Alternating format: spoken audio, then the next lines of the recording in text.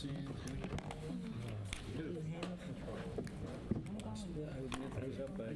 have a 53rd Yes. week.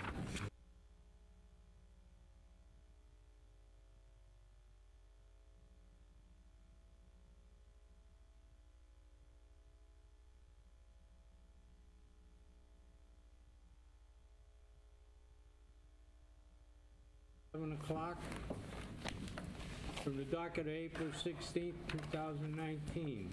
I entertain a motion to approve the request of the mayor to transfer $19,200 from account 11241-000-578360, citywide reserve for compensation 53rd week, to accounts as follows. $13,500 to account 12201-000-511000, fire, salary, and wages. $700 to account 12201-000-514020, fire, night differential. And $5,000 to account 12201-000-513000, fire overtime. Second. This is a regular thing. We do have an account set aside for the 53rd week, and that's where this money's coming from. Any questions or comments? No. Yes, sir. I was actually going to save this for my meeting, but I think it's apropos here as well. I know when we were speaking last week, it was brought up, why don't we budget for this? So I asked the city auditor today, because we do have a 53rd week every year.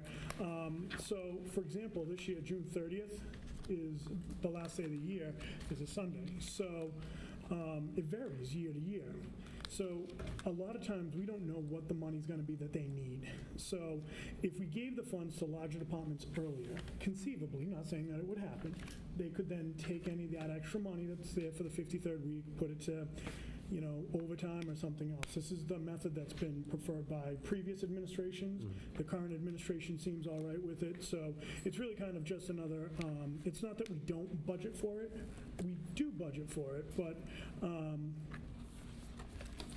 we estimate it really and put it in that reserve account. Reserve essentially is account what I for want the to say. 53rd So it's week. budgeted, it's just not necessarily a line item, so that's why we'll see a lot of the transfers coming from different accounts and different line items to go into that 53rd week account. This way here, we can account for it and we can audit it should need be. Well, I explained it much simpler because I'm a much simpler man. Any other questions or comments? Hearing none? All those in favor? Aye. Aye. Motion passes.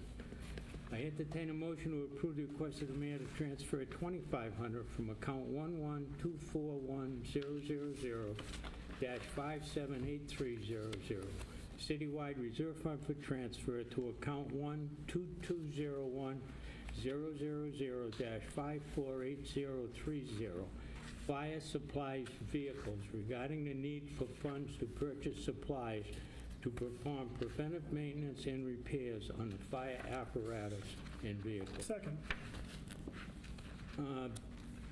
It's not a lot of money, but we got a couple months to go, and they're running short in those accounts, and I think it's pretty self-explanatory. Any questions, comments? Hearing none, all those in favor? Aye. Aye, motion passes. Thank you.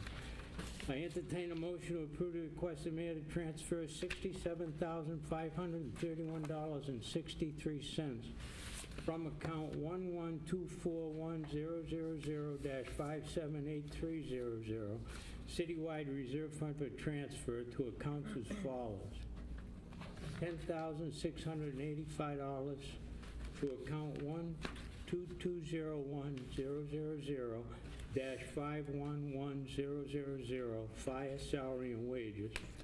$41,846.63 to account 12201-000-515030, fire, sick leave, severance.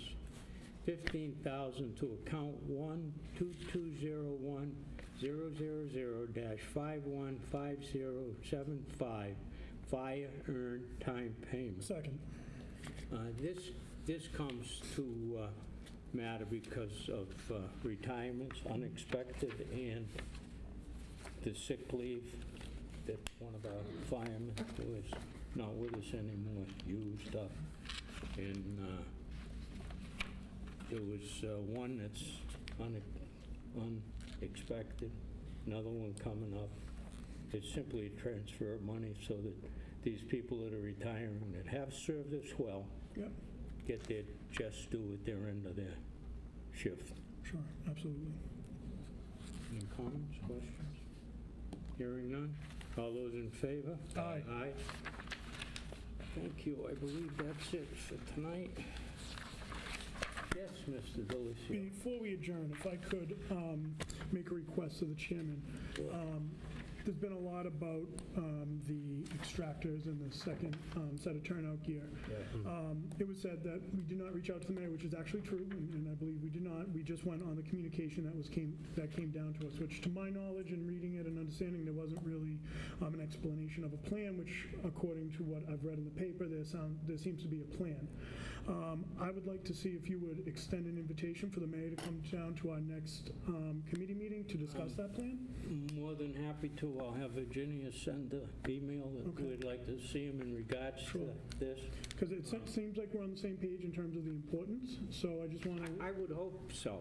I would hope he's on the same page with us. But I think there's a simple way to take care of this in the immediate future, not something next year. sure. So I will have Virginia request that he come before us at the next committee meeting. Thank you. I think it'd be helpful to get on the same page. Yes, Thank you. thank you. I guess, Yes, we do have, just so we're, next week is full council. I'll be acting president. yeah. We won't have a full council. I know Mr. Cooper will be gone. I believe Mr. Kovas will be gone. I don't know if Correct. anybody Yep, else he'll be will out be of gone. Yeah. But we do have a special meeting planned for the 23rd, so that would probably be, he can come through committee prior to us having the full council. That might be, Yeah, just timing-wise. The 23rd, he could come before us before we have the regular meeting. Yes, I think that would be Okay. the greatest. Thank you. But just as a scheduling thing, I think that's probably the most appropriate way to handle it. I'll ask Virginia to send up a email or whatever, and not request that he come 6:30 before on us Tuesday, the on 23rd. this matter. Okay. Maybe we do it at Or 6:30? You can figure that out according to his schedule, I'm sure. Yeah, we'll be flexible on his behalf. Appreciate it. Thank you. Thank you. Any other questions or comments? Hearing none. Move to adjourn at 7:08. Second. All in favor? Aye. All right. Aye. We are adjourned. Thank you, gentlemen. Calling ordinance election legislative matter committee to order at 7:08. Committee members, myself, Council Waterman, and Council Jackson. I have two motions this evening from the docket of April 16, 2019. I entertain a motion to hold a public hearing on Tuesday, May 7th, 2019, to delete the following ordinance in its entirety. Ordinance of the City of Attleboro, Section 2-17, Council on Disability. Second. Thank you. This is just to have a public hearing about changing, I discussed it last week as well.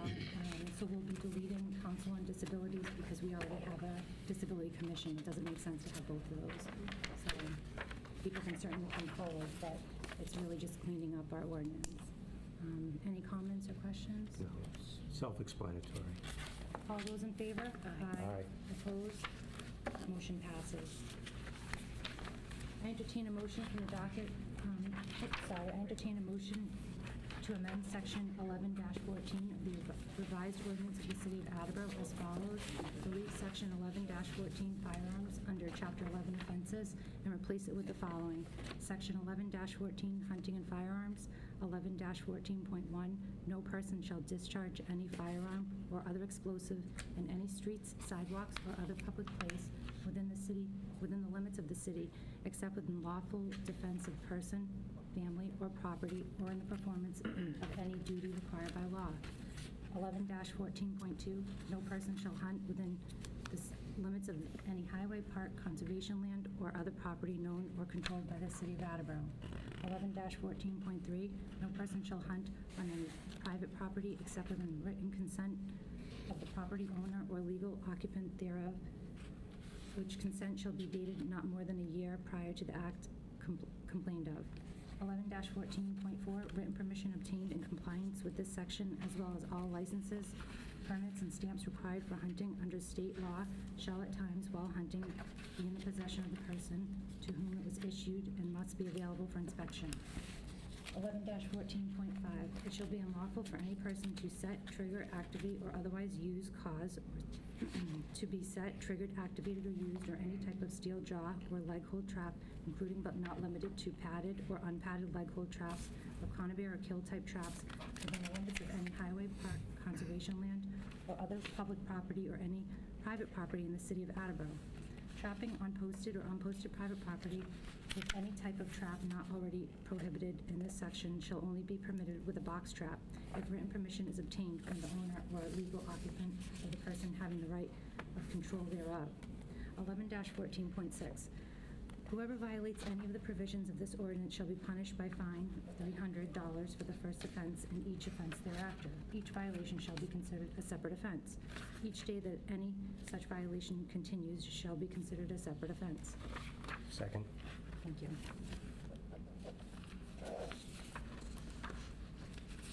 One second, I'll just get myself a little bit. Thank you. So we are going to have to redo some of what happened last time. So I'll start by reading, and I kind of updated it a little bit, what I've also read before. This business was authored by Councilor Kovas and co-sponsored by Councilor Dolan. I would like to take a moment to thank the Director of Wildlife Research, Michael Hugigan, and Police Chief Kyle Hegney, and the residents who came out to the public hearing on February 5th. 7 people spoke in favor of this ordinance, and 19 spoke against this ordinance. This is certainly a complex issue that does have a lot of gray areas at times. I'm aware that the Conservation Commission would like to continue efforts on Hike Attleboro program and that there's a concern about hunting taking place where families would hike. The Assistant Director of Wildlife Research stated that he did not see a concern with hunting and hiking taking place together. I do find this concerning, though. We also have the issue of the space in the city. Even while discussing this with the Assistant Director, he mentioned that there are many areas in the city that support hunting right now, that there are not many areas. We also have more homes being built each year, which does create cause for concern. On the other hand, Zone 11 from Fish and Wildlife does include Attleboro, has been known to have an alarmingly large number of deer. This was certainly a learning curve for me to understand the management of wildlife. These efforts must take place to balance the ecosystem. There are also state laws which guide hunters throughout the state. I have focused on organizing resources needed for the full council. I've compiled many of the documents and have received and will leave them in the council office. So they've been in there for a couple weeks now, and I will continue to leave them in there until the vote on April 23rd. In the office includes 4 city solicitor opinions, and actually, as of today, a 5th city solicitor opinion. Communication from the Conservation Commission Chair, Attleboro's 500-foot setback, City of Attleboro Conservation Land, hunting-related calls to the city from 2013 to 2018, landowner use agreement card from Massachusetts Division of Fisheries and Wildlife, hunting season information, communication from the residents, which included the public hearing, and a copy of fishing and hunting from 2019. There are a few areas that the Assistant Director encouraged me to adjust before bringing this out. I would like to strike 2 areas of this ordinance as they're redundant to state law. Following those changes, I would welcome Councilor Kovas and Councilor Dolan to discuss this ordinance that they have introduced. I move to amend the ordinance by deleting paragraph 11-14.4 and 11-14.5 and renumbering accordingly.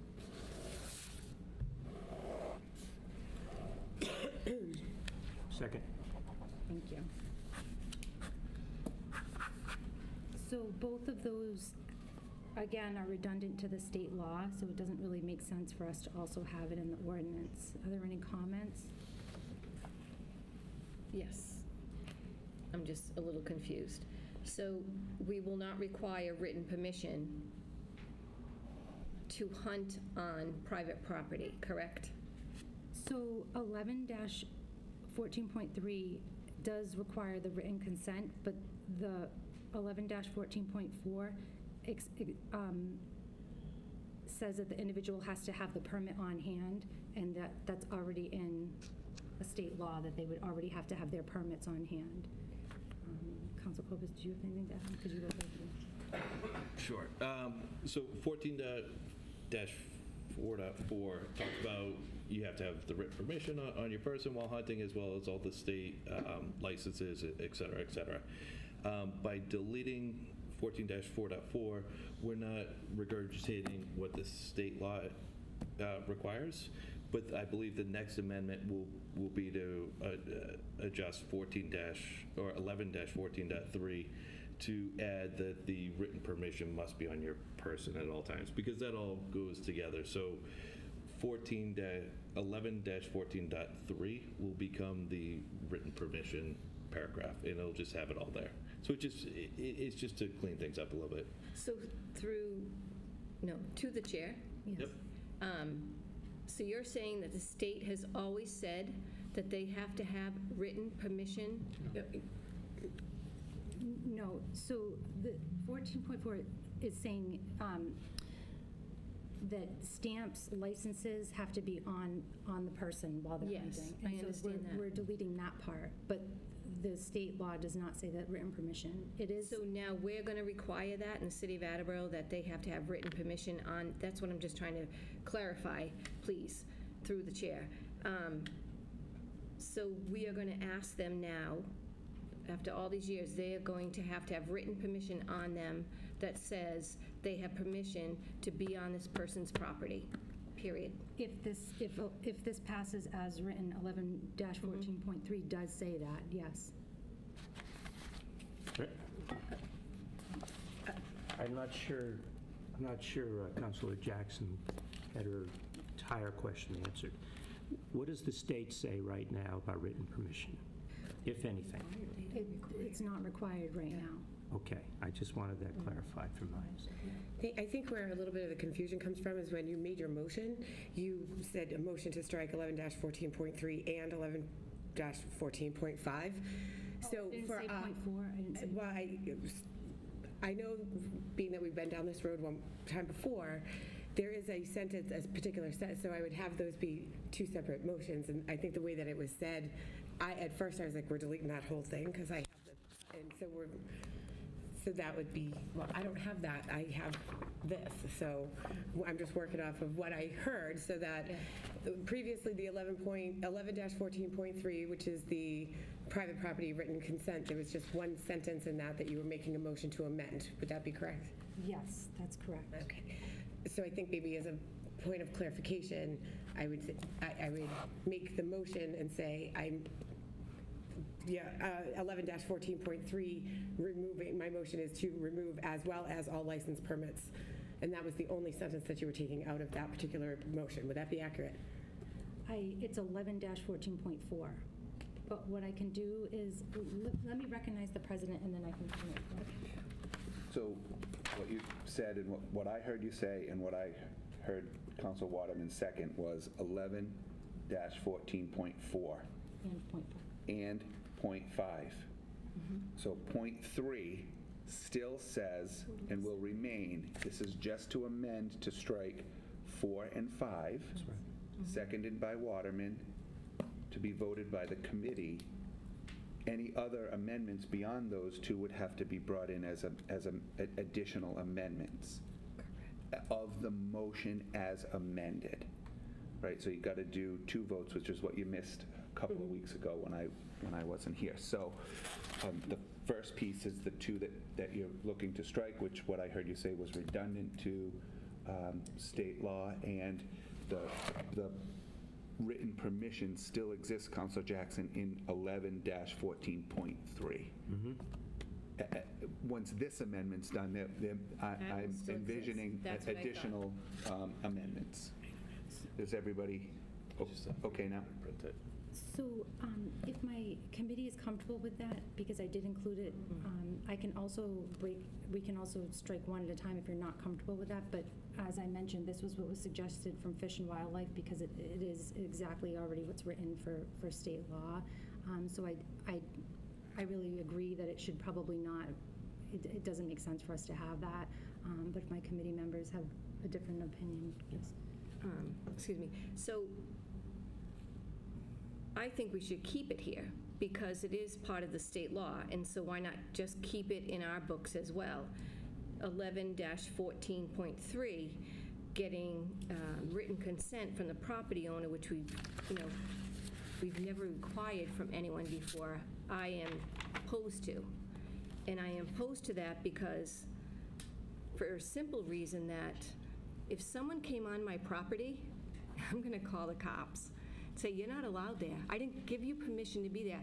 I'm not going to give people written permission, but yes, and I understand this whole thing with the whole hunting, but we had so many people here who are hunters, and people that weren't hunters, and people that weren't even from Attleboro that came and spoke on behalf of the hunters. So, and they spoke, and there were people here that spoke and had property. They were property owners that had people that came on, and they knew them, and they would knock on the door, and they said, they were kind and just asked permission. But then there were people that weren't. So if you have people on your property, and if I see someone in my backyard, it's my private property. All I got to do is call the cops and say, someone's on my property, get the hell off. And that's what I'm going to say. So, and and they're very worried about having written permission because of insurance reasons and mishaps or whatever might happen, which, thank God, knock on wood, we haven't had that around here, and ever. So I'm opposed to 11-14.3, and as far as I'm concerned, if this is a state regulation, then let's just keep it in our books. Why get rid of it? It doesn't hurt us. It's more protecting us to say that we have this before us. I don't know. That's just my opinion, Counselor. So you want to keep 11-14.4 and 11-14.5, but strike 11.14.3? Correct. That's where I come from, being on your committee. Yes. Well, I feel the opposite. Everybody I talked to numerous people who said they would want written permission. And I certainly would want written permission, although I might say get the hell out before I get that far. See, you're like me. Well, I would react, but I like keeping it in there. So I'm not withdrawing my second. Okay. So right now, what's before us is to just strike 11-14.4 and 11-14.5. Do we feel comfortable to vote on that right now?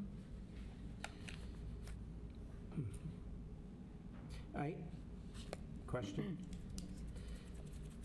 I never saw anything in here about bow and arrow hunting. Was that omitted intentionally, or was that omitted? Point of order. We're talking about the amendment, Okay. right? Strike it. So we're either going to strike it or we're not at this point. If you have questions particular or specific to what or why you do or do not want to strike either one or both of those, Okay. that's fine. The rest of the discussion should happen after we vote this. So if it's not specific to that, we should keep the train on the track. So all in favor of striking? Aye. Aye. Nay. Opposed? Opposed. Thank you. That motion does pass.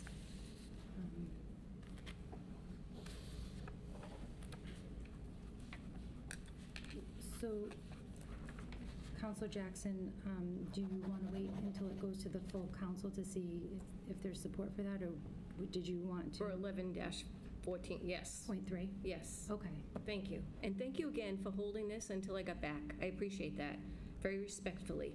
Okay, of course. And I think that maybe it's just because I've done so much work on this, but I would love to kind of keep, potentially put something on the website that really explains what we have, because I feel like for so long there just hasn't been an explanation for hunters of what is happening in Attleboro, and I think even if that comes from this, it would be really great to have something like that.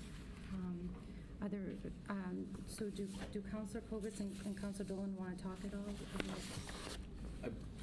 I believe there was one more amendment. So there's not another amendment, but we would be voting it out of committee, but I didn't know if you wanted to speak to why you brought this in as new business, or... Sure. right, so this basically comes down to two very simple points. One, explicitly declaring that hunting is not allowed on public property, and two, requiring written permission from the landowner in order to hunt on that private property. With regards to hunting on public property, currently, this is, in my opinion, a huge gray area within the city. We've all seen the conservation memo that says that hunting's not allowed on conservation land and public property.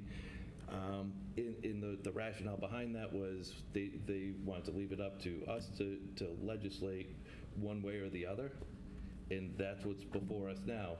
But so they've said hunting's not allowed on public property. We also have an ordinance that bans the discharge of firearms on public property, and the solicitor clearly states that conservation land is considered public property. However, we, as a city, have never done a good job of communicating that information to the public effectively. We've never enforced anything, and we've never marked our public property. And as a result, hunters believe that they're allowed to hunt on public property within our city. And if you don't believe me, I suggest you rewatch the video of the public hearing where all those individuals that made sure that they were all from Attleboro all talked about hunting on public property and appeared to have no idea that they weren't allowed to hunt on that public land. Or is it legal for them to hunt on the public land? It's a gray area right now. It's not clear. So in my mind, unless you can clarify whether it's legal or not, this is a gray area. And so by passing this ordinance change, we're going to clarify the laws in our city. And if down the road, if the Conservation Commission or any of the hunters want to propose an overlay region where hunting is allowed within that conservation land or along the Bungay River or whatever, I'd be happy to entertain that and discuss that. But for right now, I think we need to clarify the laws in Attleboro. With regards to written permission, in my mind, this is common sense. It's a no-brainer. I mean, if you're going to come on my property to hunt in the woods or while my kids are playing on the pool, I would like for you to be required to tell me that you're doing that. And not for it to be just a courtesy and DFW says, hey, we highly recommend you tell the person that you're hunting on their property, and they have a written permission form, but it's a courtesy. The way we can require people to tell the landowner is to require them to get written permission. And my computer exploded. Let me find, I thought I printed this. Or I didn't. Speak Here from it your heart. is. Well, I was. And so one of the other things I've heard concerns that the homeowner, if they provide written permission, that they'll be liable, and that they could get sued if there's a hunting accident or something like that.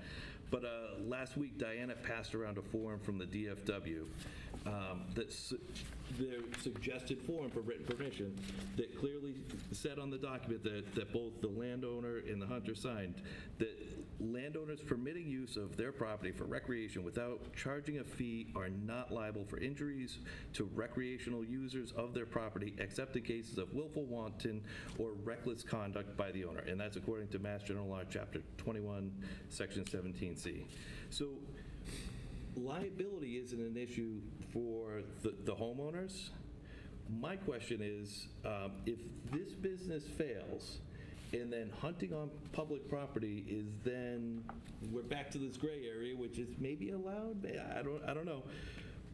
But if this fails and hunting continues on public property, is the city going to be liable for that? Because at the same time, we're driving forward with this whole Hike Attleboro initiative where we're putting together hunting trails on conservation land, Audubon land, land trust land, and advertising it and putting up signs and encouraging people to go out there and hunt. So would the city, is there a concern there if we're encouraging people to hike on city property and then allowing hunting? What? Hiking, yes, hike Attleboro. Sorry, did I say hunt to Attleboro? Good. Yeah. So we're encouraging people to go Your hiking. opinion all of a sudden. And then, so when I asked the solicitor about that, I was like, would the city be liable? Is there an issue if we're telling people to go hike and then we're allowing hunting? And her only response was, I would not advise the city to allow hunting on city property while other sanctioned lawful activities are occurring. That was her response. And listen, I understand accidents happen, and I understand we can't legislate stupid. But, for instance, in my most recent tour of Afghanistan, I was over there for a year. We were carrying loaded weapons every day, 24 hours a day. We had 5 negligent discharges on the base that I was on. And 3 of those resulted in some fairly serious injuries. Negligent discharges, you accidentally fire your weapon. And that was just on the base with trained military professionals that have had marksmanship training. When I was deployed to Iraq, I served for 5 or 6 months with a Special Forces ODA team. Their intel analysts had to go home for whatever reason, so I filled in for them. There was one day we were working in the safe house, and the armor, the Special Forces armor, who's had 8-9 months of training just on weapons, is the best of the best with these, had a negligent discharge in the room right next to me. And like, this guy was clearly an expert. Accidents happen, I get that. And we've had 3 accidents in the area. One of them was the state trooper in Norton, who's arguably also has marksmanship training. And then there was the accident in Rehoboth with the ricochet, and then there was, I forget where, down on the Cape, there was another accident. So, I mean, accidents happen. And I know the hunters were all out here saying that, but there's only 1 week of shotgun hunting season in the year that we have to worry about, and that's, it's only 1 week during the year. It's like, well, but by the way, coyote season is from March to October. And there aren't any restrictions on what weapons you can use when hunting coyote, except for that 1 week of the year that's deer hunting season, at which time you're only allowed to use shotguns because they don't want you going out and hunting deer and with weapons and then having somebody come over and say, what are you doing with your AR-15? It's like, I'm hunting coyotes, So for 6 months during the year, a hunter can legally hang out in a tree stand with their AR-15, whose max effective range is 800 meters, which is well beyond the 500-foot standoff from an occupied structure, on public property or unmarked private property, and hunt coyote at any time from 30 minutes before sunrise to 30 minutes after sunrise. For 6 months of the year, they're legally allowed to do that. Now, I don't know if any of you are okay with that, and I understand we've never had a hunting accident in Attleboro, so what's the risk really? Well, in my mind, the likelihood of this happening is relatively low, of there being a hunting accident. It's relatively low. But the severity of an incident, if it happens in the city, is extremely high. So in my mind, I'm not okay with allowing that. I want to give somebody permission to come on my property and hunt. I want to know that they're there doing that, and the only way to require them to ask for my permission is to require that written permission. And then, so I think it's important that we try to do what we can for the safety of everybody and try to mitigate that risk. And that concludes my comments. Thank you. President Cooper. So I thank you for your explanation, but I have to challenge one piece of that, in that you selectively read only the beginning of the solicitor's answer. So for everybody's enjoyment, I'm going to read the whole thing, because I think there's a piece of it that's very important in what she says. So the answer was, I would not advise, and you are right, she does say that, I would not advise the city to allow hunting on city property while other sanctioned lawful activities are occurring. This is the part you left out. If the proposed ordinance fails, the existing ordinance provides firearms. No person shall discharge any firearm or other explosive in any of the streets, sidewalks, or other public places. And in a previous communication from her, she gave us the definition of public place. You'll remember from Google and dictionary.com and Wikipedia. So I think we're all clear on that, and used an example of Capron Park within the limits of the city of Attleboro, except in the lawful defense of person, family, or property, or in the performance of any duty required by law. That's the current ordinance. She goes on to say, this language would prohibit hunting on any public property involving the discharge of any firearm or other explosive city property. So in my mind, the public land of the city or the conservation land is already protected in what we have. She says it in answer 2, bottom of page 1, the last sentence. She makes that very clear, and her position on that has been clear right along through the 4 or 5 opinions that we've had regarding this, and one that came from the previous city solicitor almost a year ago to the day. So while I appreciate your argument, the flaw in it for me was that the whole, you only used one piece of the answer to make your argument, and I think the whole thing is important for the general argument of public land. It doesn't address written permission, I'll give you that, but it certainly addresses city public land by the definition that she previously provided. And I think that that's an important distinction, that if it goes away, it doesn't just recklessly allow hunting on city property, which I've seen repeatedly on social media, and I've seen, I just heard this evening. So I feel compelled to call that out. Thank you. That concludes my comments. Thank you very much.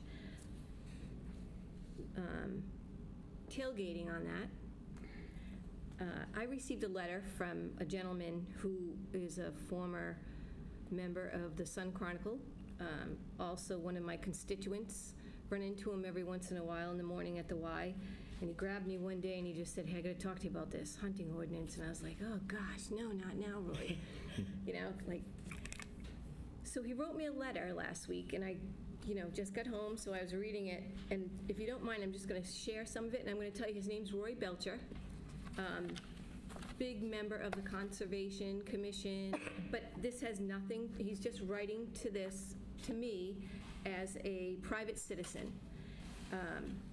But he did just recently attend a state-sponsored grant program for the land conservation. And he quoted to me that state-sponsored grant programs for land conservation give a preference to land conservation proposals that include hunting, indicating that at the state level, huntable land is considered a valuable asset. The city of Attleboro has preserved over 200 acres of land utilizing such grants. So where do we stand? At the recent conservation conference sponsored by Mass Land, I learned that several land trusts have good relationships with hunters on their conservation lands. They report that hunters are active supporters of land conservation and responsible partners in land management efforts, including controlling the deer population. There is one portion of this proposal that he proposed ordinance that he strongly agrees with, and that hunters should obtain written permission to hunt on private property. But the point is that at this conference, they're talking about hunters using the land to hunt on, because then that's what the grants have allowed. So it's kind of like what you had said a couple weeks ago, Council Holmes, like, yeah, it's up, we have our city solicitor, and this is her opinion, reading everything, but then we have to come up with our own opinion on what we think Attleboro thinks. And, and here we have a gentleman who lives in Attleboro. He's lived here forever and ever and ever, and very involved. And he's gone to these conferences, and they're stating that our conservation land, and because we've obtained so much of it through these grants, it's allowable for hunting to happen. And that's why it's happened all these years. So I ask you all to take that with you, that message, and absorb it before we bring this to a full vote next week. So I just want to fall in line with Counselor Jackson, because that is what I was going to suggest, is that, you can't take grant money and then shut everybody out after you've already taken the money, knowing full well that the conservation land, they expect you to allow hunting on that. On top of that, I realize that the law says that there will be no liability to the owner if they give a written permission. That is just absolutely false, because anybody can still sue you. Doesn't matter what it says, people will still sue you. That liability law has been on the books forever in other types of insurance as well. And if anyone decides that, well, they're going to find a way to make you liable somehow, they will just sue you personally. So there's two falsehoods there, right there. And I would firmly stand behind Counselor Jackson in this,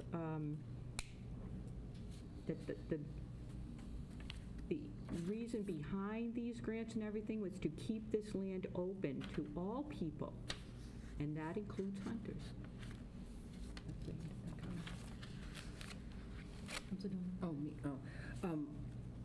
I agree. People can sue anybody for any reason, regardless, of whatever protection you have. But I believe, and again, when you talk about the solicitor's opinion and what President Cooper said about, it's already in our ordinance. You can't discharge a firearm. Conservation sent down an opinion that I forgot what year it was, forgive me, I don't have it in front of me, that they didn't want hunting on it. I'm sorry? April 11th, 2018. Thank you. And they had stated that they didn't want hunting on conservation, but left it to us to legislate it one way or the other.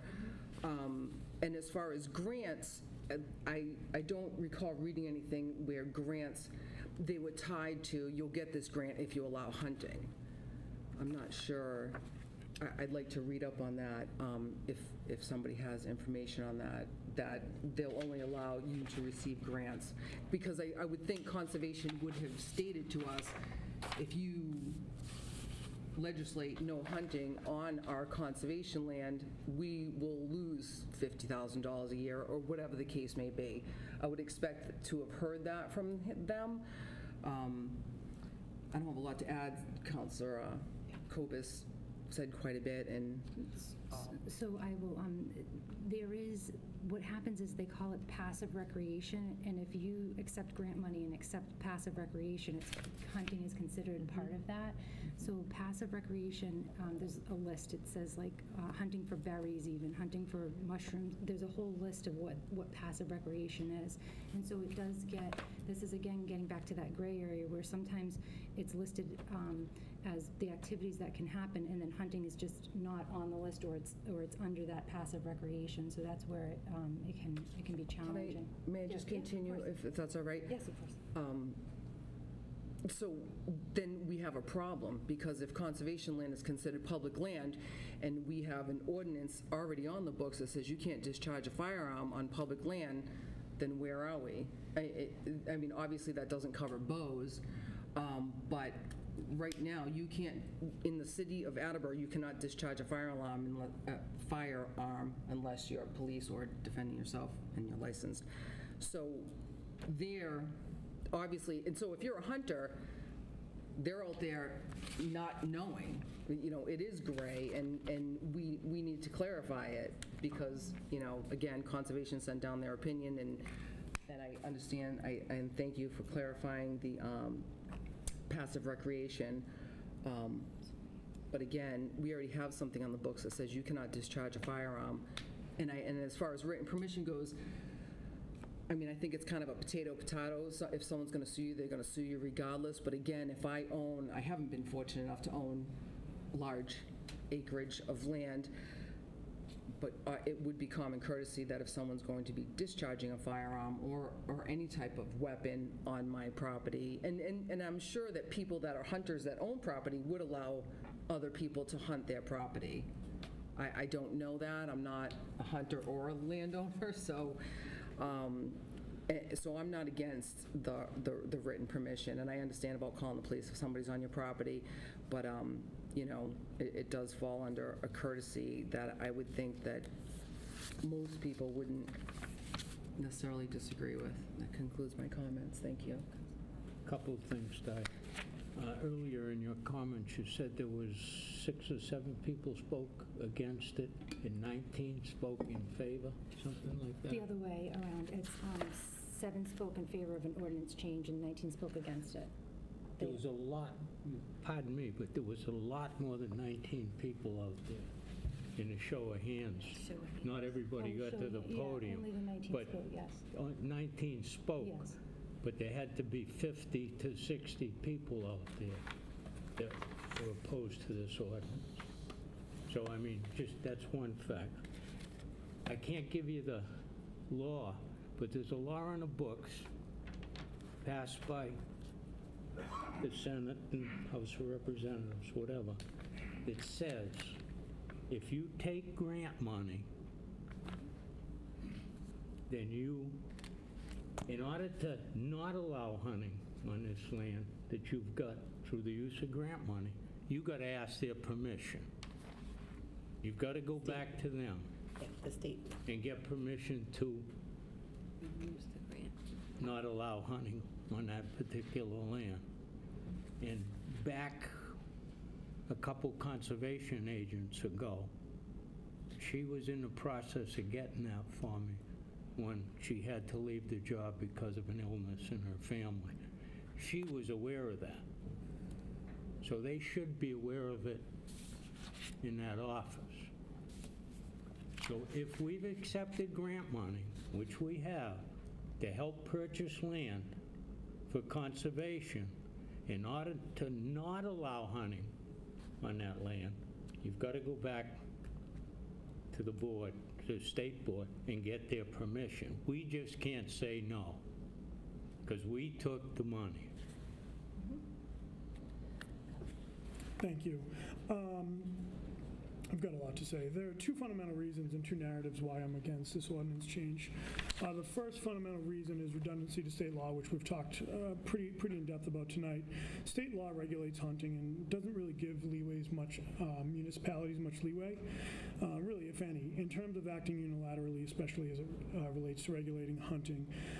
Council Blair was talking about House Bill 3845, Section 82, which essentially says in order for a municipality to ban hunting, the municipality needs written permission after providing written justification. That's only one piece of state law which really regulates what we can do as a city. Secondly, and I was glad to see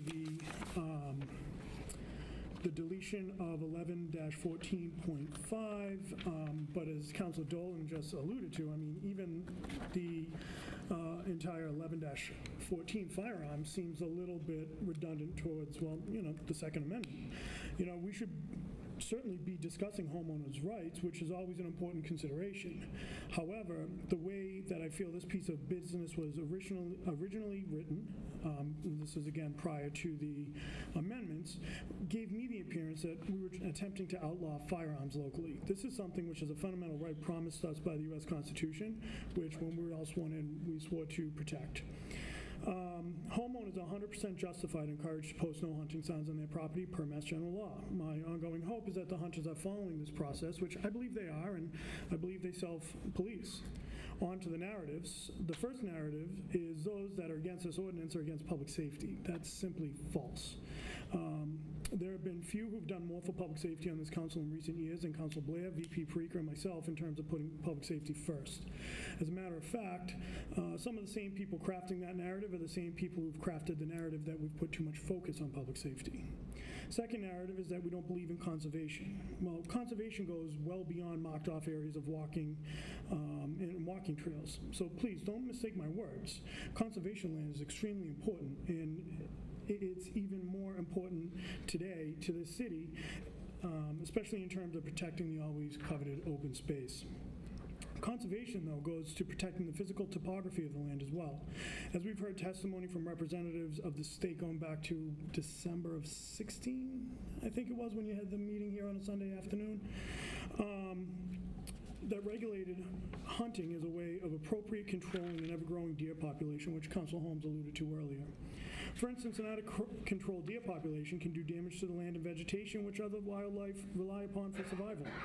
Deer also carry ticks, which carry Lyme disease. If a child is bitten by a tick, it can cause Lyme disease, which can be a devastating disease which can last a lifetime. This makes enjoying nature potentially dangerous. The more the deer population grows, the more likely they are to wander into populated areas and run the risk of colliding with oncoming traffic, which could injure the animal and could injure the occupants of the car. This isn't anti-deer, this isn't anti-animal, but these are the facts of the world we live in. There is something to be said about humanely controlling the deer population, so much so, hunting is regulated, encouraged, and controlled by the Mass Wildlife. Council Kobus, you bring up an awful lot of great what-ifs. What-ifs which we don't have the answers to right now. So instead of down the road, why are we passing an ordinance that will just be right back here again? So I think that the definition of recreation, passive recreation, I think the state recognizes that hunting is allowed by the grants, by House Bill 3845. I think it says that it's encouraged. I think that the problem is we're trying to always set an ordinance, and then we can say we can fix it later. Well, why are we fixing ordinances later? We have an opportunity to fix it now. This ordinance is reminiscent to me of the ATV and graffiti ordinances, which come up every couple of years. I know this because I introduced them early on in my career. And I was told both ATV and graffiti are already under jurisdiction, which has me thinking, this ordinance is about jurisdiction. And it's currently under the state's jurisdiction, and it's not under our jurisdiction. If we want to look into some of the finer points that we can control, then I think that's what we should do. But I don't think that this should be about outlawing hunting, outlawing guns, and putting more regulation in place. So I think we still have work to do on this ordinance and getting it right, which is why I'll be voting against it. Thank you, Councilor Holmes. What he said, first and foremost. But in addition to that, what she said. When we all have, as you know, we all have copies of Massachusetts hunting and fishing, and I think there were comments that were made during the public hearing. I did rewatch some of it. I highlighted and outlined a whole bunch of information. Hunting prohibitions, it's 3 pages long. When Bill Bowles came and spoke in front of us, he talked about land owned by conservation is shrinking. And I thought it would kind of interesting to just say that, you know, where do you think the money for conservation comes from? It comes from the licensing and the fees and all the things that hunters have to pay to be able to hunt. And it was interesting when I was reading the director's message, and if you'll just give me a moment. Wildlife professionals, one of our greatest challenges is to continue to meet our public trust responsibilities of conserving all wildlife in the face of declining hunting and fishing license sales. Hunting licenses in particular license sales have been the financial foundation of wildlife conservation in America since the early 1900s. So the only reason why we have conservation land is because we've had the funding available to acquire it on the backs of the people that we're now trying to eliminate from being able to do exactly what we just took people that paid for this right out of the circle. We are billions of dollars in the hole for conservation. We're billions of dollars in the hole for conservation to maintain this, not only in the state of Massachusetts, not only in New England, but across the country. So the things that we're looking to enjoy and have hike Attleboro and all of these wonderful things, we're literally cutting our nose off to spite our face. A couple of other points with regards to this, it has become about 8 million different other things than what it actually is supposed to be about. Hunters are generally, we had so many people come in front of us. I understand people's concerns. I guarantee you there isn't anybody in the city of Attleboro that's sitting in a tree stand with an AR-15 waiting to take out Flopsy in the backyard. I guarantee you. There are particular hunting regulations with But they're regards to legally that. allowed to do so. So I have the floor, so thanks a lot. We also have to use extra caution with regards to any legislation that we put forth because it can be viewed as hunter harassment. Hunter harassment is something that is taken very seriously by the state, and I don't want to be one of those people that gets taken up on hunter harassment. Thank you for charges very much. Across the Commonwealth, we're noticing, people participating in hunting activities are reducing because we're building more. I thought that the map that you provided to us showing the acreage that's available for is available in the city of Attleboro for hunting was remarkable and interesting and very informative. What we're trying to do here is legislate irresponsible behavior. We can't do that. I think Councilor Reynolds' comments with regards to the liability portion of it, they may, people can sue you for whatever reason. It may never ever go through. The case may be thrown out of court. However, the individual that's being sued is going to incur the costs to defend themselves to have it be thrown out of court. We have a responsibility to our environment. The individuals that are actually on the forefront of maintaining and watching our environment are the hunters. They're the ones out in the woods. It's not like it may not be necessarily like an army base where there's 1,500 people walking around carrying firearms. It's typically a guy sitting up in a tree stand, maybe reading a book for a little while, checking his Facebook status. It's really the area where they go to. They're not running around rampant and giving the opinion or the thought process that that's what's happening, that they're running through the woods, drinking a bunch of beers, and just shooting things around. That actually does not happen. I'm not sitting here lobbying for the gun lobby. I'm not doing any of that. I'm actually lobbying for individuals who are out there self-policing our conservation land, private property, and all the things that go along with that. In addition to that, when we were talking earlier about the definition of outdoor passive recreation, it is specifically listed that hunting is allowed as it's part of the description. And fundamentally, as a municipal councilor, my job is to watch the checkbook, as Councilor Conti likes to say. And one of the things that brings me great concern is that when we isolate one particular subsect of a particular definition, there is the potential that the city of Attleboro could be sued for that. I'm not interested. I think that this is a solution in search of a problem, because I don't believe that from the information that we have from the chief of police, whether it's discharges of firearms that were unfounded or found to be maybe in Norton or in Rehoboth, we don't have any control over that. We can't do anything about that.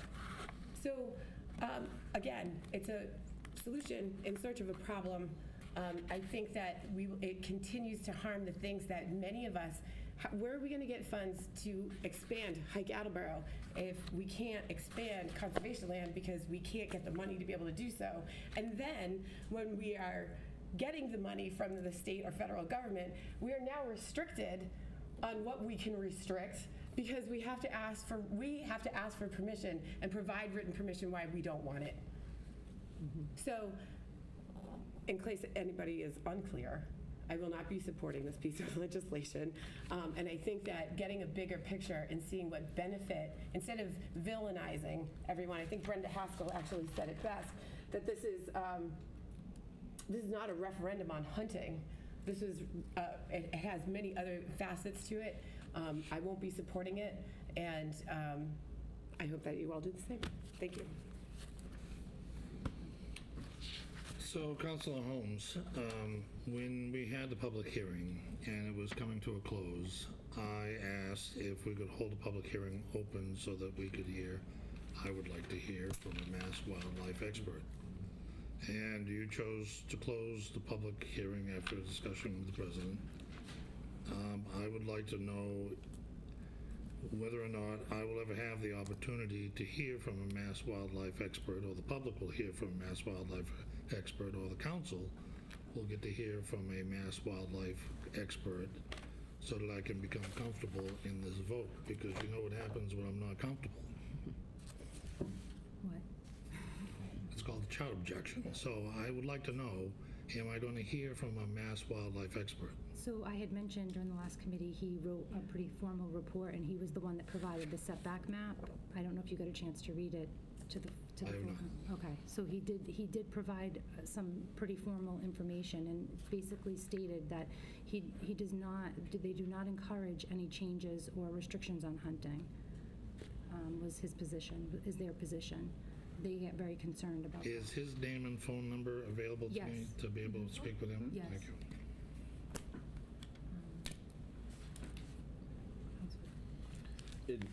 He's fairly responsive. I had reached out to them to ask how they measure deer population in Attleboro and Zone 11 and what they knew about deer specifically in Attleboro. And there's a complicated thing that they do for Zone 11, but I remember all the hunters saying that we're being overrun and there's 80 deer per square mile and all these things.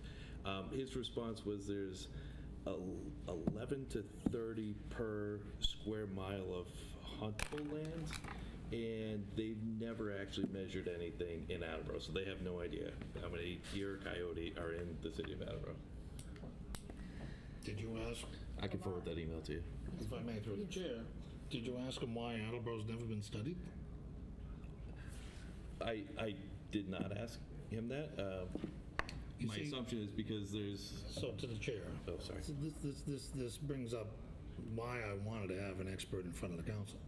So there could be a dialogue, there could be a further understanding, rather than individual phone calls with the expert, which I think hides a lot of information from the public. So in the spirit of fresh air and sunlight, I still think that it is a good idea to have the Mass Wildlife expert in front of the council before the full council has an opportunity to take a vote on this ordinance. That would make me comfortable. To have him come to present? Yes, I can see if I can arrange that. thank you. So you're not going to have time to do that. You have to vote this because the public hearing was closed. Yeah. You're going to have to vote Many this days. before, I want to say, May 6th, due to timing. I think, and, you know, we do know, Councilor Conti, what you do when you don't like it, and that's any of us's right to do that. But I think, I didn't say when I didn't like it. I said That's what when you I'm said. not comfortable. okay, Don't put words in my mouth. I think I have,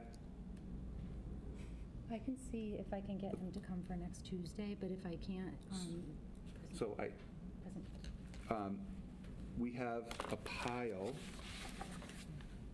of information. You want the guy to come, but you never even read what he said to the chair of the committee. So I sort of have to call you out on that. You're making a lot of noise about it, and you're threatening charter objection when we're not even there yet. And you never read what the guy said. He might have answered your questions. You don't even know. This document right here answered a lot of questions for me. This was a critical one for me, and I think that we did have them come before this honorable body back in 2016. That's an opportunity to. I don't think anything's changed since then in terms of the law, but that would be a good question to ask him, I suppose. But Council Holmes did reach out to him, and I think we're coming into the season. It was brought in. I think, quite frankly, I think Council Holmes did a great job trying to shepherd this through, and nobody, I'm pointing to myself too, would take it on. Nobody would take this on. This has been languishing for a long time at many different points in the nearly 10 years I've been on the council. And, she did a good job. I think she did a good job answering questions. And I just think it's wrong to say, if I'm not comfortable, I'm going to charter object when we're not even that, we're not there yet. We're not at that point in the process. I'm disappointed in that, and that concludes my comments. Thank you. So, council, I have a full-time job, and I can't come into the city hall and during the week and look at the papers that are in the building. I do try to come in on Friday afternoons. However, if I have work assignments on Friday afternoon, I can't come in here. So if the public papers are available only in the administrative assistant's office, and they're not in my mailbox, and my mailbox for hunting is this thick. It's not as thick as President Cooper's.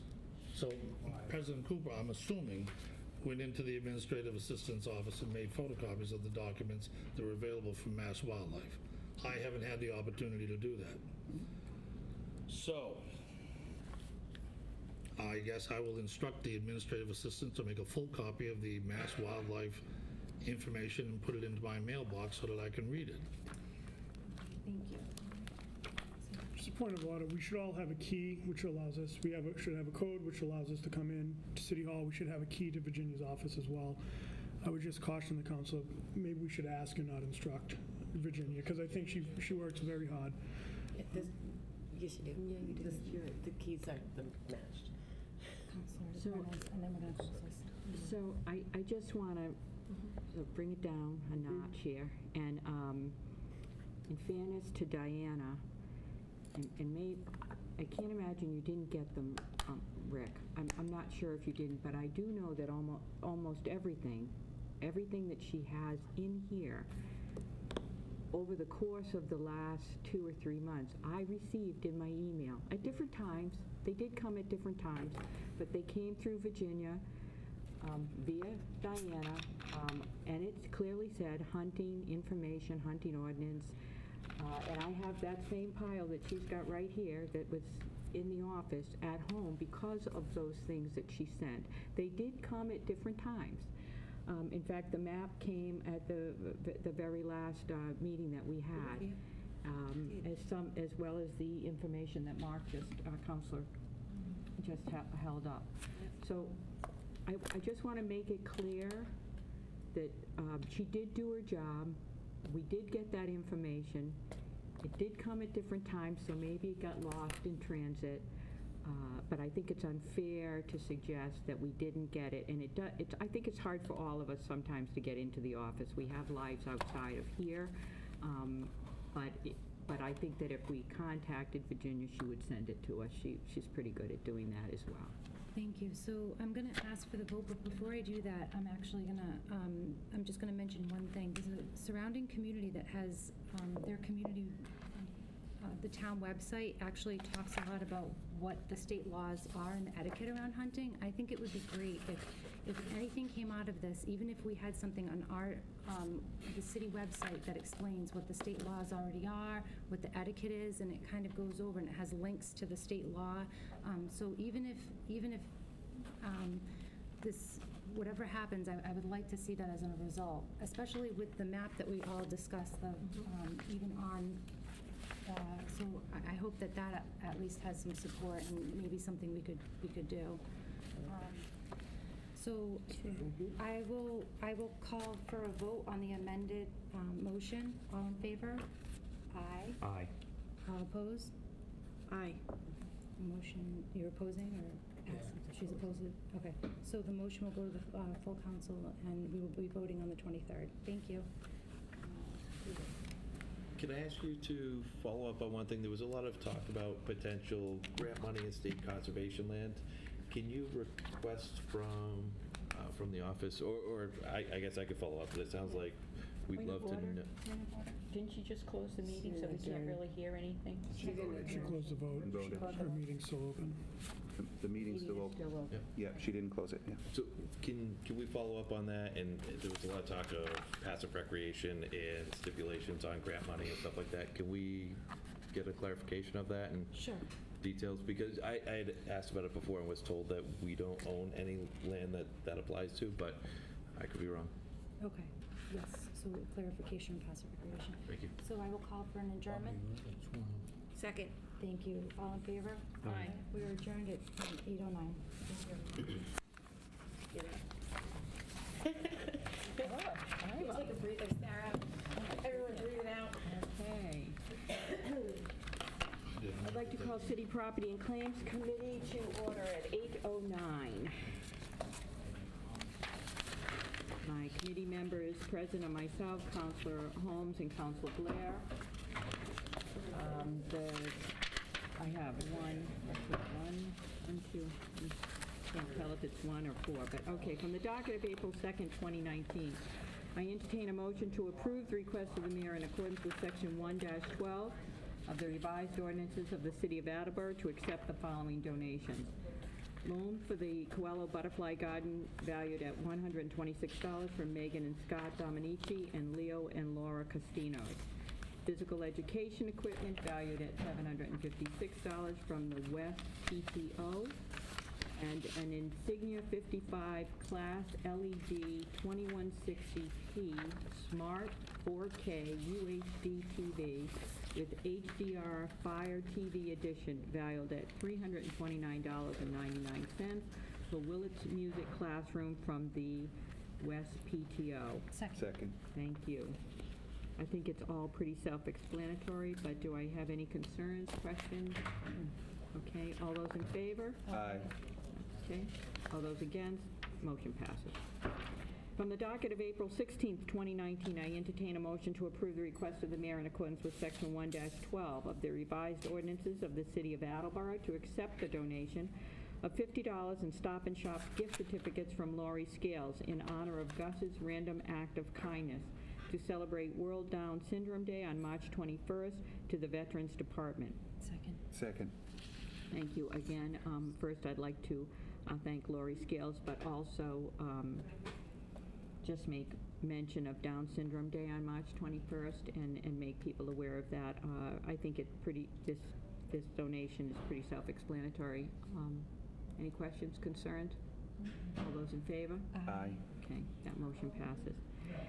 I entertain a motion to approve the request of the mayor to declare the following Public Works Department equipment as surplus and available for disposition. A 1987 Bombardier sidewalk tractor, VIN number 001871002. It's in very poor condition. And a 2000-year International utility trailer, VIN number 1JKDLA403YA000768, and it also is in very poor condition. Second. Thank you. Again, I think it's pretty self-explanatory. Any questions, concerns? All those in favor? Aye. Okay, that motion passes as well. And that is all the business that the City Property and Claims Committee has at this time. I'd like to call for an adjournment at 8:12. Second. Thank you. We are adjourned. All those in favor? Aye. We are adjourned at 8:12. And I'm next, right? Yes, you are. I'd like to call License Committee to order at 8:12. Members of my committee are Council Jackson, Council Parker, and myself. Do I need to have Heather here? No, me. I have one motion this evening. I entertain a motion to approve the application for a Class 2 license from Lafayette Auto Repair located at 97 Emery Street, Attleboro, for buying and selling secondhand motor vehicles. Second. And I'm here.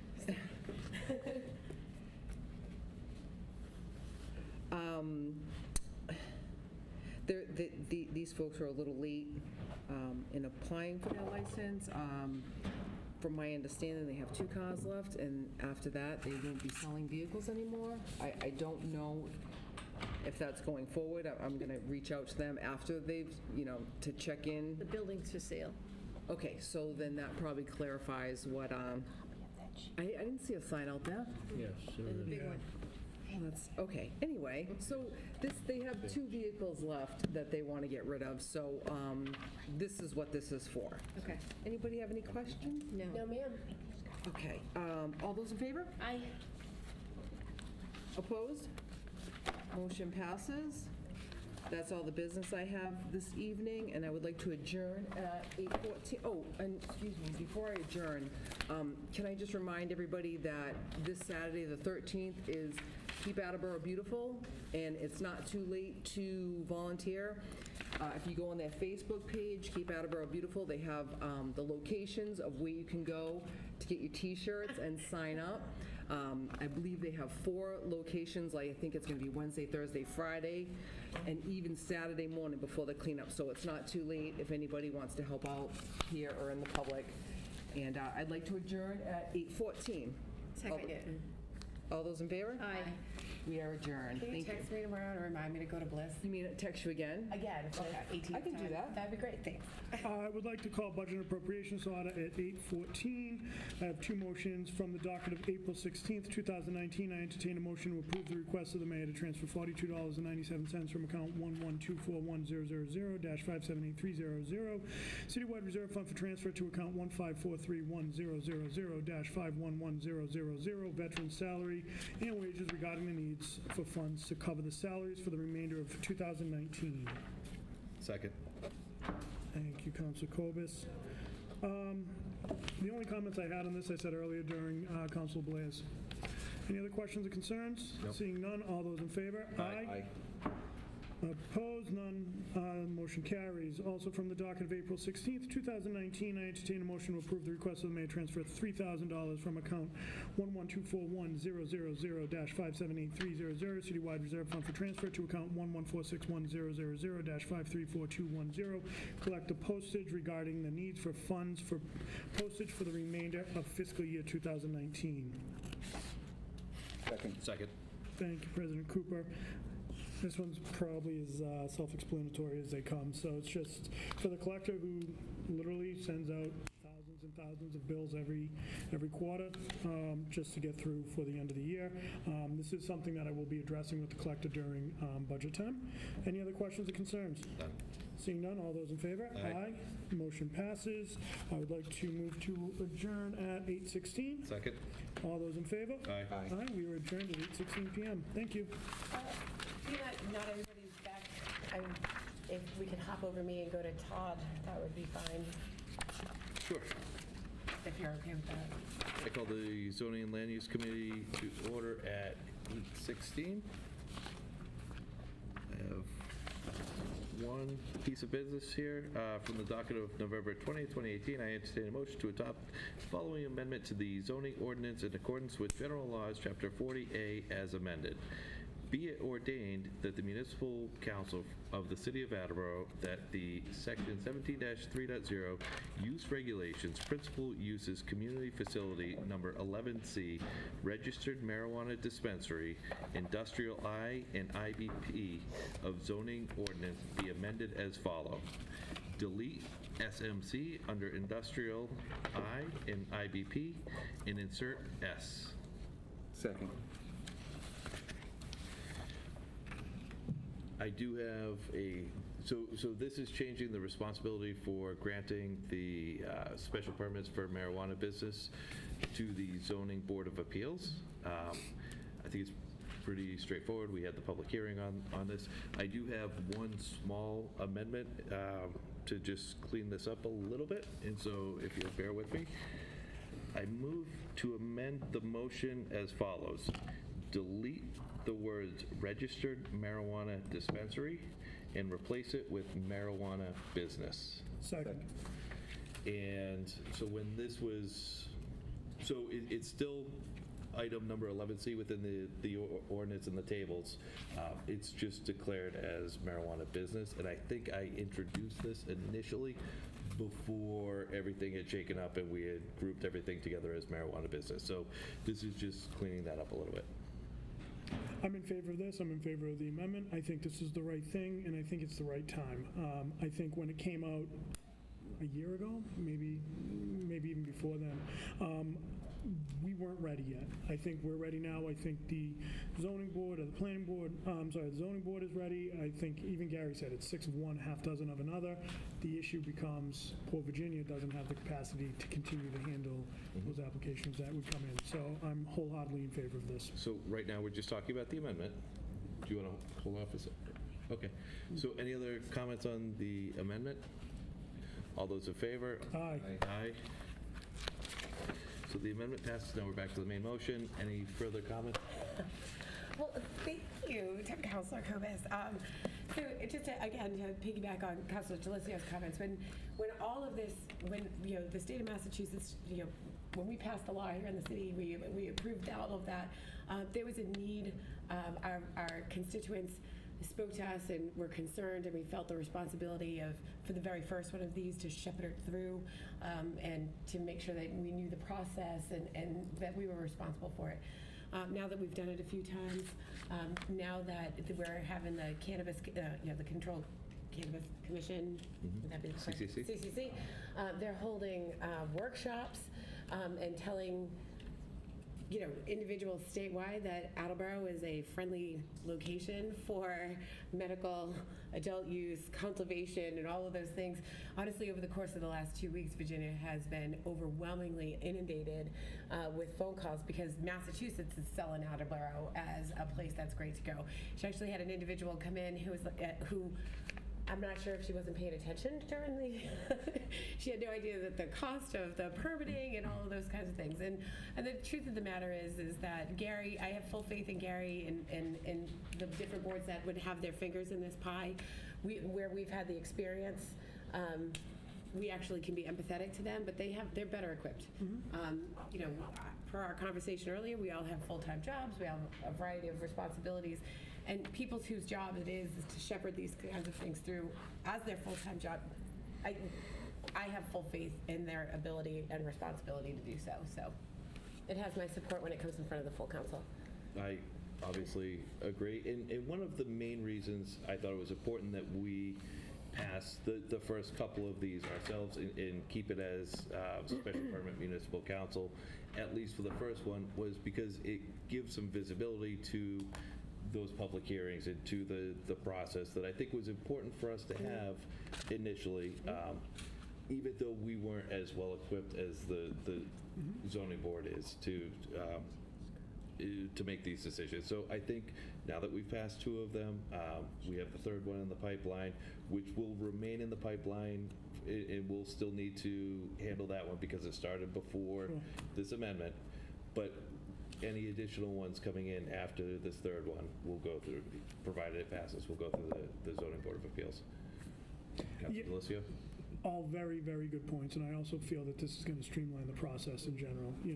I think it's been quite the journey from where the first piece of business was introduced in 2012, which was a moratorium, which extended the moratorium, which then we had the first semblance of zoning ordinances to get to where we had to ultimately come, because we had to change from just an RMD to now marijuana business to now where we're at. And I think you deserve an awful lot of the kudos for that, for the way that you've been able to handle picking up for where Julie, left off, taking it and really being able to throw and handle a lot of the curves that have been thrown at you. So I think this is kind of your swan song in terms of the marijuana ordinances. So kudos. Thank you. I just want to say that this council, yourself and Julie, have done all the hard work to get all the rules and regulations in place. This council has done the hard work with that, and I think that's where it belonged in the first place. We've got to a point now that with the rules and regulations in place, the zoning board should have no problem in handling that, because they've got guidelines to go by that we made.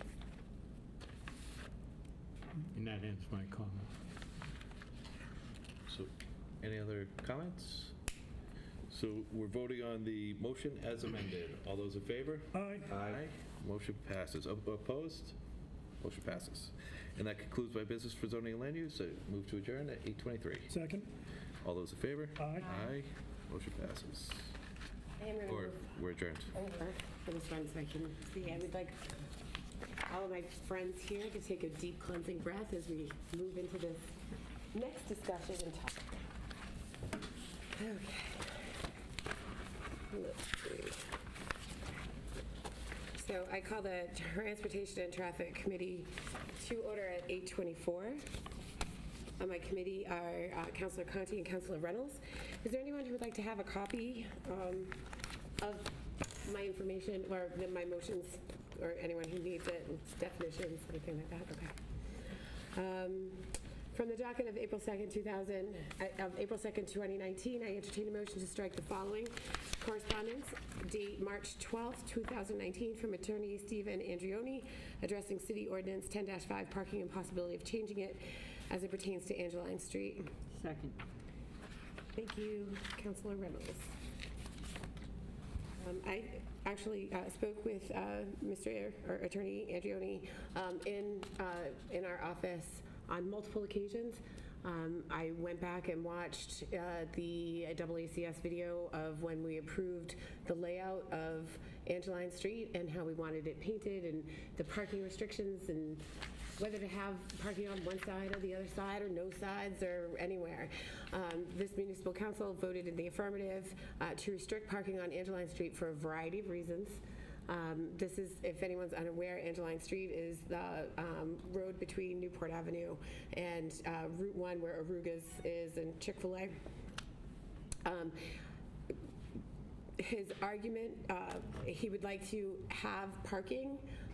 He has a law office right on the corner of Newport Ave and Angeline Street. He would like to have parking along Angeline Street adjacent to his building. During our discussions back then, during my discussion with him, now he actually, and during the course of the conversation, proved the reason why we don't have parking at that location. There are people farther up the food chain than me that make these decisions that I listen to. Traffic Study Commission, the director of the DPW, which at the time was Lance, and beyond that, individuals from the state and what their recommendations are, the Attleboro Police Department, all of those people. It was determined, so what his concern is that he would like to have access parking, obviously, for his building, adjacent to his law office. Our concern at the time is people that are coming down and instead of taking the right turn on May Street, they're taking the right turn onto Angeline Street, and all of a sudden there's a parked car right there. And during our discussion, he's like, yeah, well, I was having an oil delivery, and a guy took the corner and almost smashed into the oil delivery. And I'm like, well, just because we're painting lines on the road doesn't mean that that's not going to happen. In addition to that, it was his contention that the center lane, if you will, the center part of Angeline Street that goes out onto Newport Avenue, it's wide, and it's striped in the middle, very intentionally, so that when you're on Angeline Street heading toward Newport Avenue, it brings it to one lane. If it wasn't striped like that, it would be the impression there that it would be 2 lanes of traffic, which might be helpful, but it also doesn't measure that traffic appropriately. And so, you have someone trying to turn right, the other guy in the left-hand lane pulls forward, there's no sight line, it just causes a problem. In addition to that, when people are making that turn onto Angeline Street from Newport Avenue, it gives them the appropriate lane where their vehicle's supposed to be.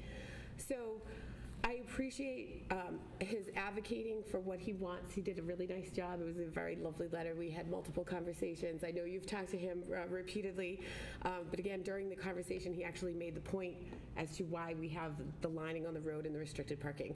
So though I very much appreciate it, there won't be any changes now or any time in the future as far as I can see. Any questions? Any concerns? Okay. All those this is, again, it's a motion to strike. All those in favor? Aye. Aye. The motion passes. All right. Buckle up, buttercups. Here we go. From the docket of July 17th,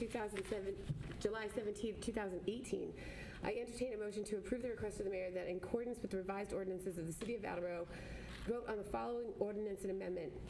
Amend section 10-5.2A by deleting the following: Beagle Club Road easterly side from 20 feet northerly. And I'm going to waive the reading. I have read this into the record previously. So does everyone have a copy of the proposed ordinance in front of them? Because I have copies here if anyone does not. I did ask, do you need a copy? In addition to that, I did earlier today when I spoke with Virginia, I asked her, the very first, in the older version, there were 2 areas where it was suggested that we take these pieces out, but we can't take those pieces out because they're the general rules of the road, which is the 20-foot setback. Stand by.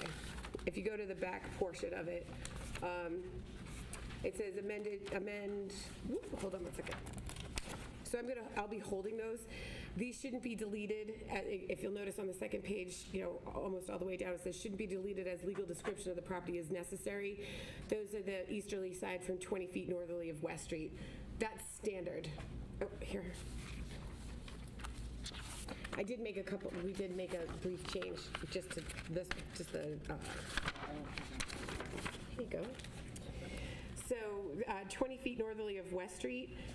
At some point, I will make a motion to amend this to delete the also see section seasonally prohibited on certain streets. And the second part of that is the westerly side from the Water Department Emergency Equipment Access Gate, southerly for a distance of 100 feet.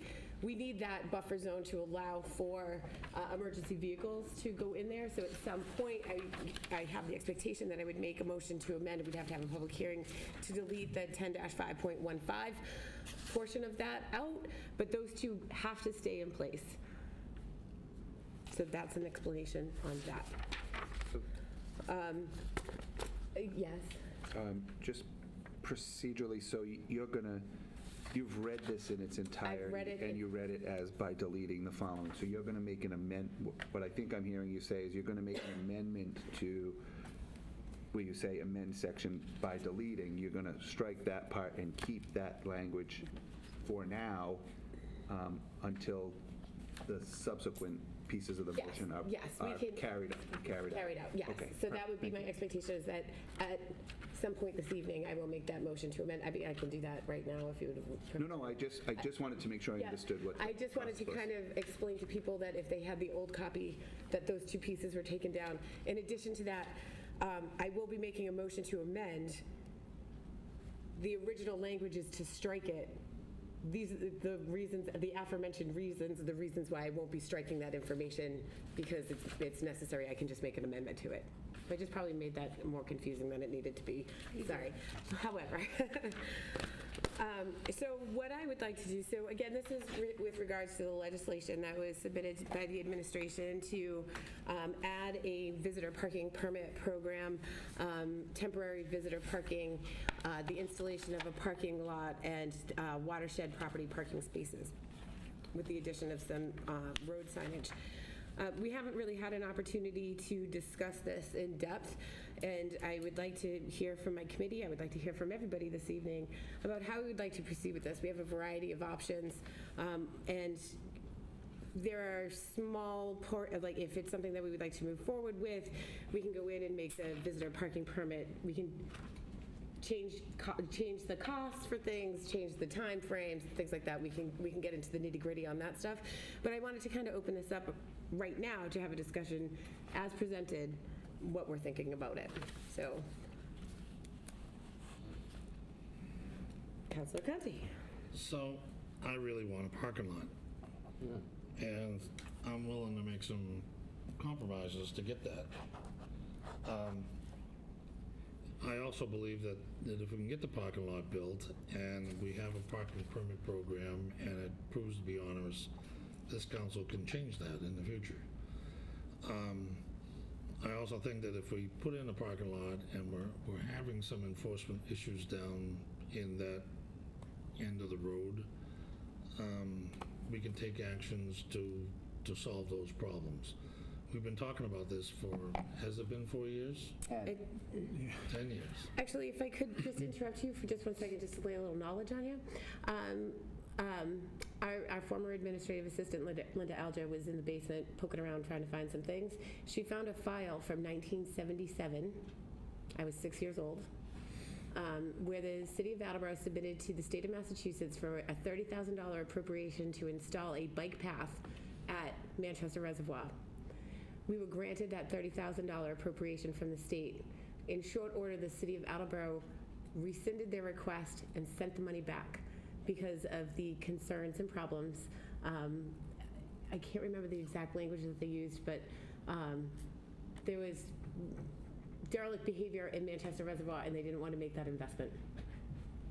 So that would be 41 years. Yeah, that was long before the redevelopment of the street. That would be correct. So, Counselor, I plan on being an amenable member to the committee to get this through the committee. I don't,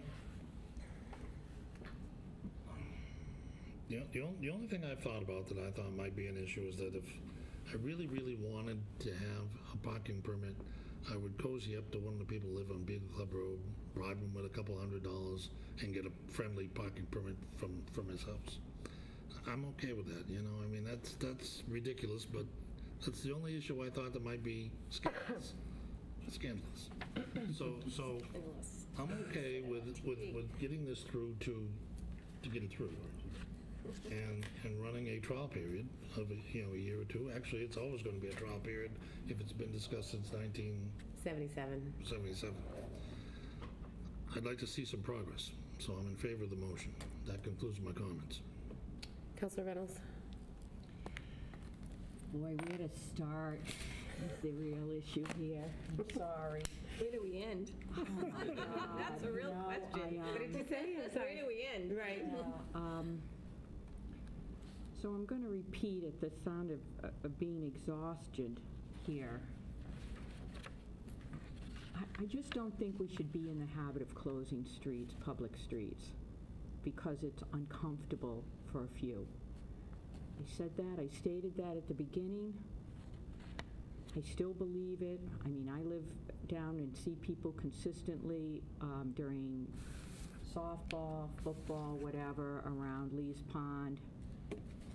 Yeah, they park on both sides of the street. They're in people's yards. They're on their grass. I mean, it's endless. Nobody stops them. Nobody ever, do they like it? No. Everybody puts up with it for a certain amount of time. I originally thought that the parking lot was going to settle everything, quite frankly. And I just keep feeling now that the parking lot is being held over my head, and that unless everything is done exactly the way we received it, we're not going to get that parking lot. And and I need to clarify, make sure I'm not reading this wrong, but if this were to pass, we're suggesting that Beagle Club Road will be closed to anyone but the Beagle Club residents all year long. That is correct. All year long. And everyone else in the city or wherever else they may come from and get a pass, there will be 8 parking spaces available in the parking lot. That would be correct. Okay, so I had always envisioned that if we were going to put this parking lot up, that it was only going to be for those 3 months, because Beagle Club Road had said that those were the only months that they really had trouble, June, July, and August. And so the parking lot would then get they would close that road. During the very best months of the year, we'd at least be giving 8 parking spaces to people that live in the city. But now we're saying that the people in the city will never use that street. And that Beagle Club Road residents, which I already hear from many people that go down there, give them the evil eye anytime any one of them tries to get down there. I don't think it's going to change whether there's a parking lot or not. And I want to know why we're charging people to park in the parking lot that live in Attleboro. Are you kidding me? So now we're giving full reign to the people on Beagle Club Road to park there. All their friends can park there anytime they want. God knows, I mean, if it was my family who had 10 people in it and you invited all your friends, we could add 100 people there in an afternoon. But yet we're going to tell other people they have to pay for a parking ticket for the 8 spaces in the parking lot that may never get built. I don't know why you can say one thing will happen if the other. We could have built that parking lot now and then seen how it developed. That could have already been up. We've been waiting for that parking lot. I've been waiting for it for almost a year.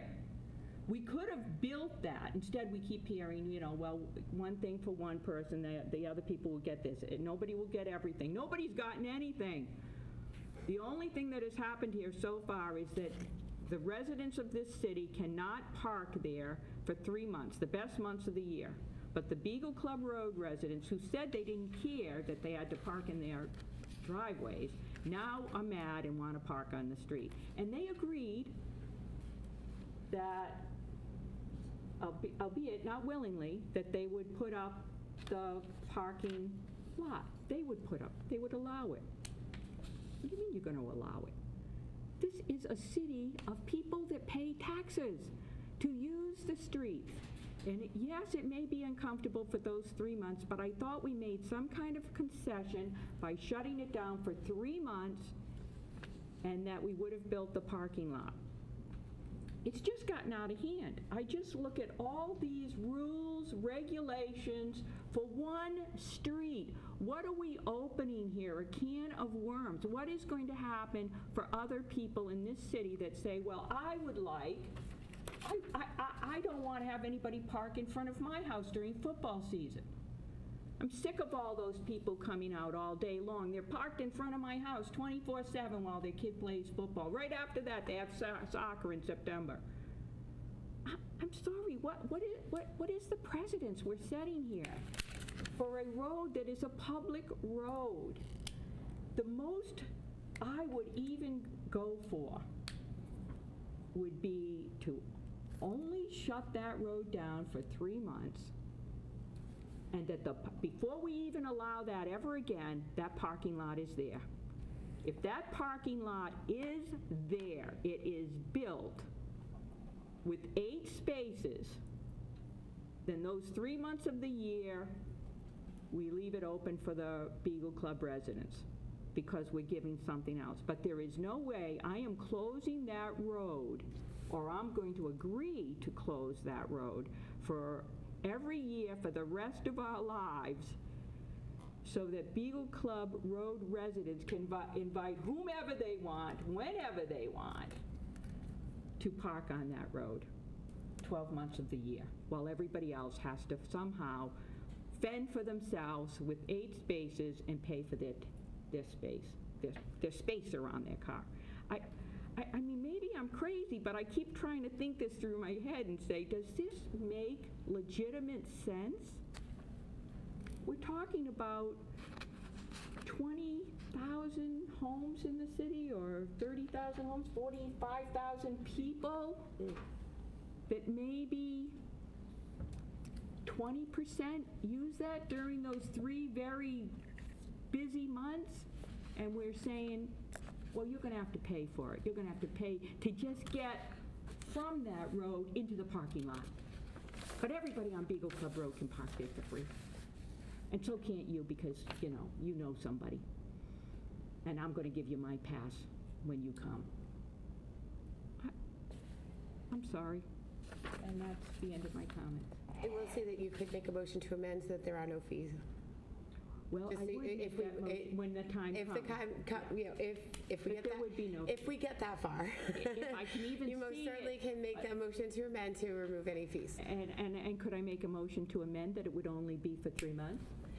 You can make a could motion spend to all day amend. We making could motions to amend. We certainly could. Councilor Holmes. Oh, thank you. So the way I see this is that Phase 1 was, there was a full ban, Phase 2 was a seasonal ban. I think we should do Phase 3, which is just a parking lot, and then try to see if we need a Phase 4 or not.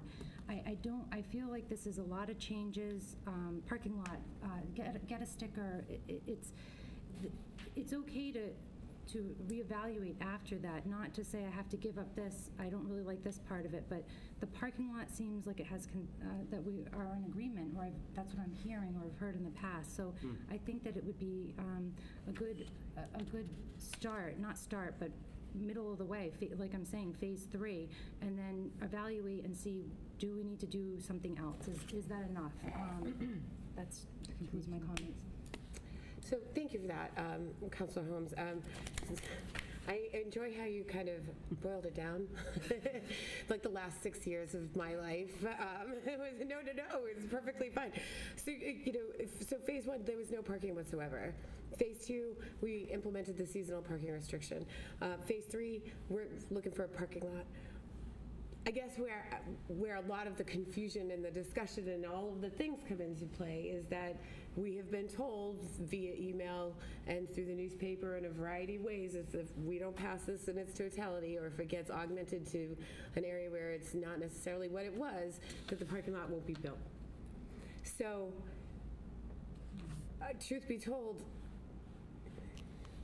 in my bones, I don't feel like this is going to work, and I think it's going to actually be a step backwards, and the residents know that, and I think that Councilor Kobus and Councilor Dolan can verify that I said those exact words last night, sitting at the kitchen table of one of the residents down there, that in my bones, I feel that this isn't going to work, and it could potentially be a step backwards, because my plan all along, since Councilor Cooper and I sat in the table out back and asked for extra enforcement, and then things completely went off the rails.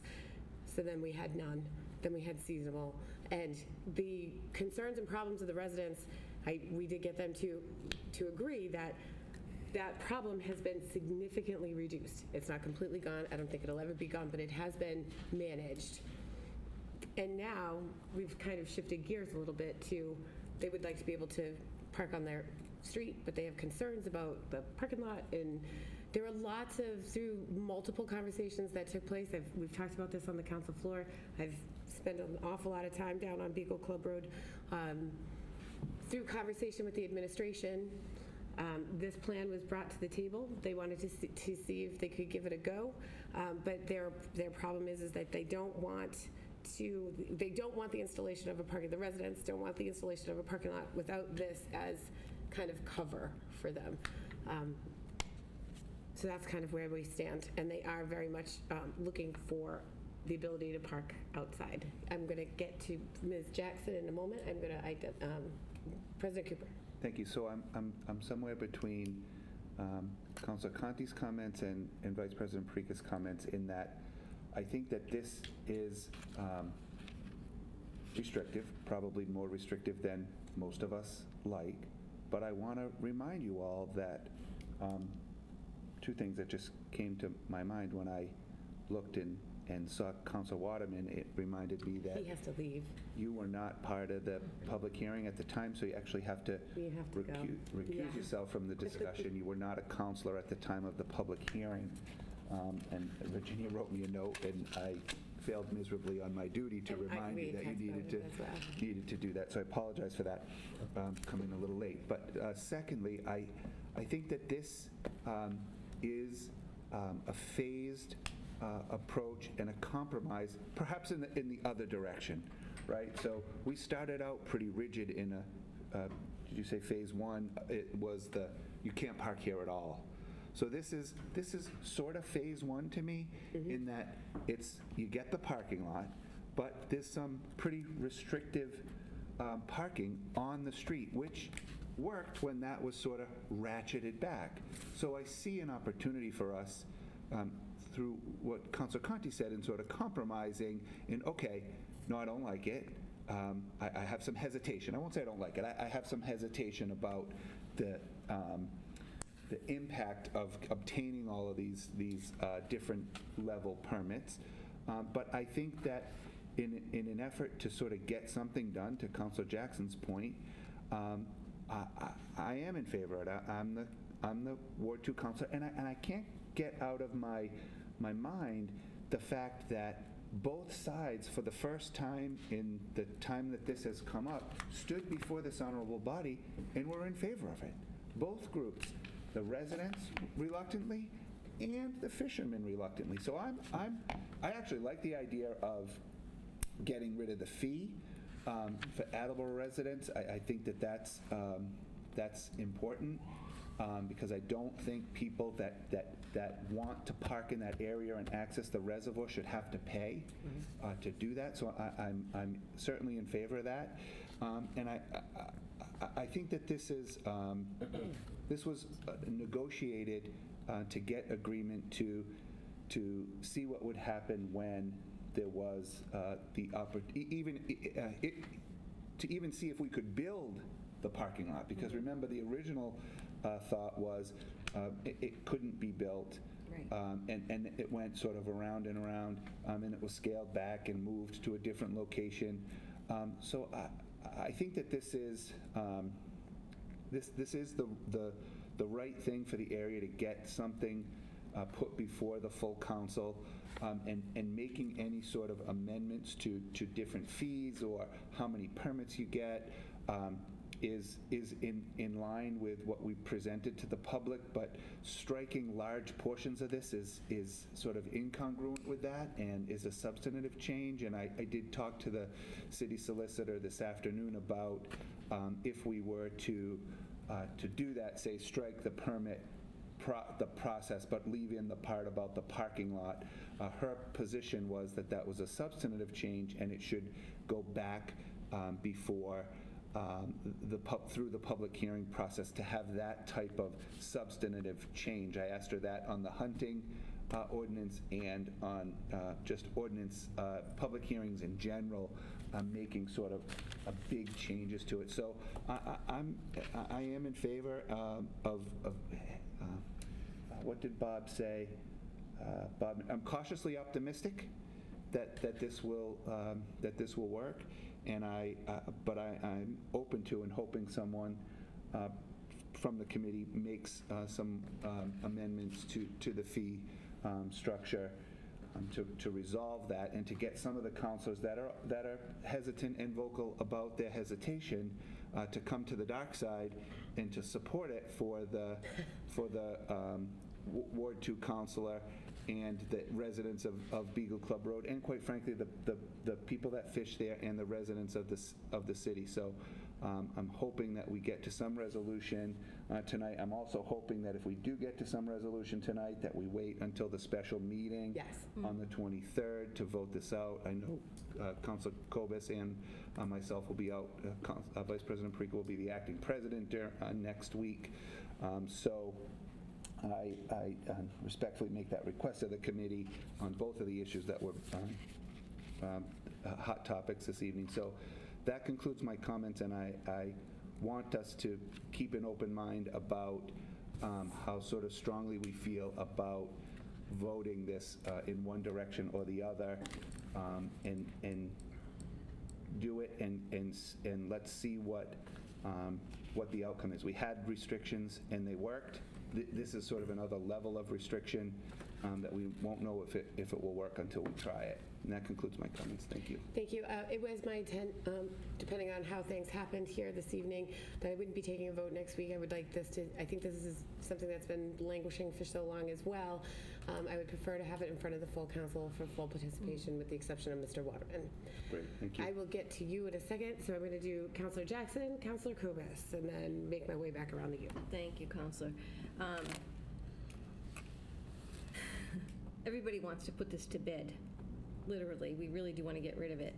Not rid of it, but just like get it accomplished and done, and you've done great work with it so far.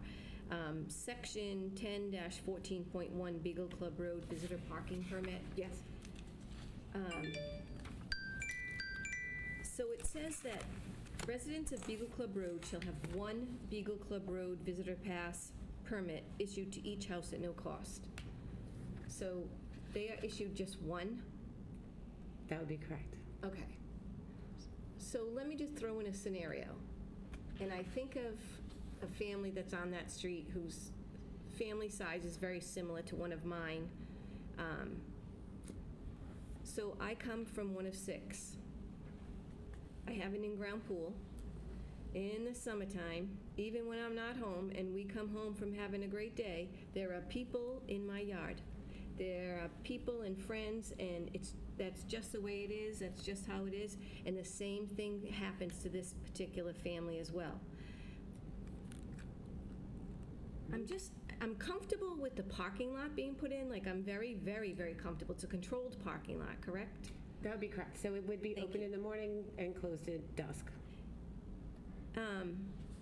But the whole visitor parking permit fees, I am totally against, completely against. And I have to reread this now, and perhaps by the 23rd I'll come up with some type of amendments that I might bring forward. I'm just not sure yet. But I just have a hard time with that, because I can't imagine inviting my family, my friends, or they just show up. My sisters sometimes just show up in enormous amounts, and they just come over and they just show up, and where are they going to park? And it's a public street, and I live on a little, it's not small like Beagle Club Road, but still,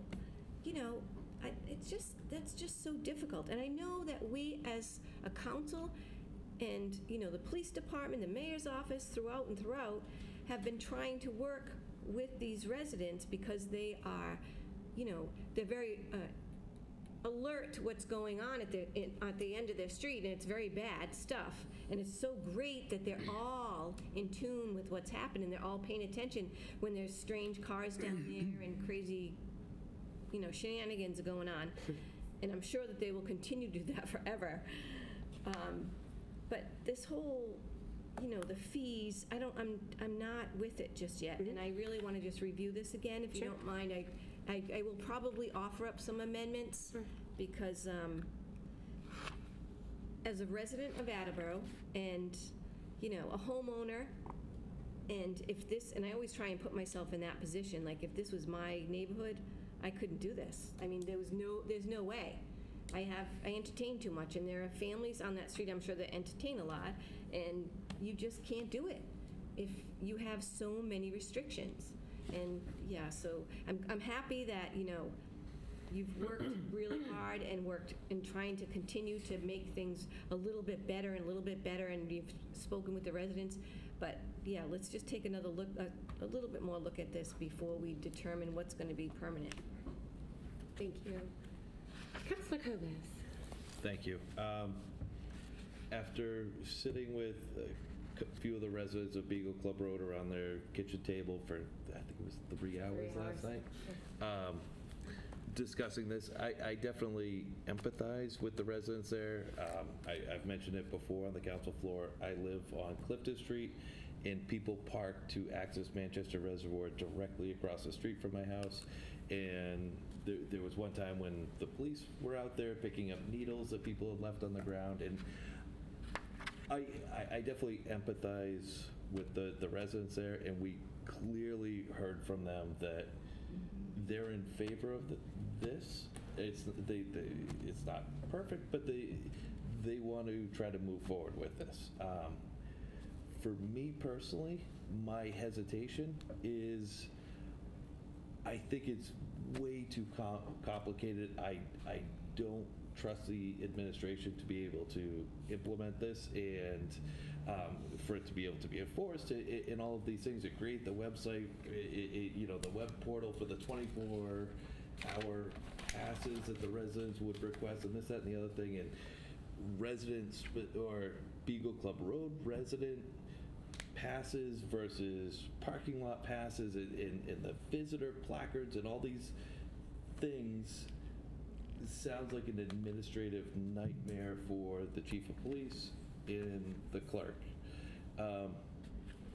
So what would be useful for me for voting on this whenever we do vote on it would be to either simplify things overall as much as possible, or reach out to the administration and ask them to provide some sort of information that would provide me a level of comfort that this could be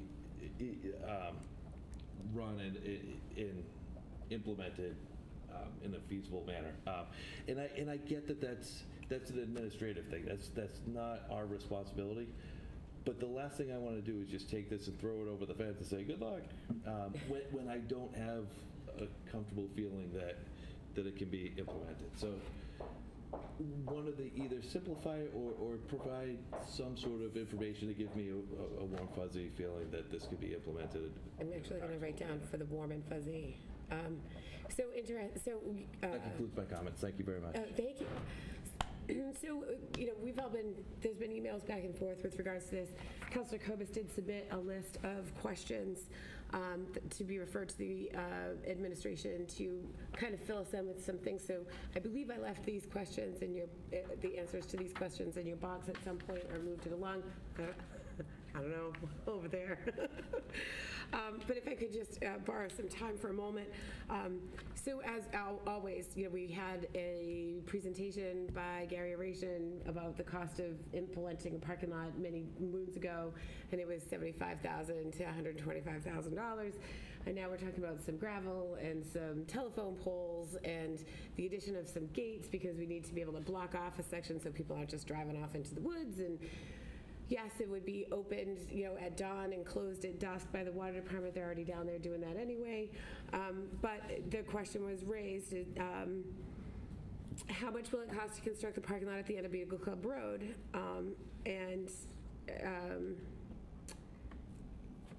Because by adopting the said ordinance, I thought this was a great point for you, we are essentially forced to then approve the spending of the parking lot no matter what it is, because it'll come through us. What is the cost to administer the parking pass program?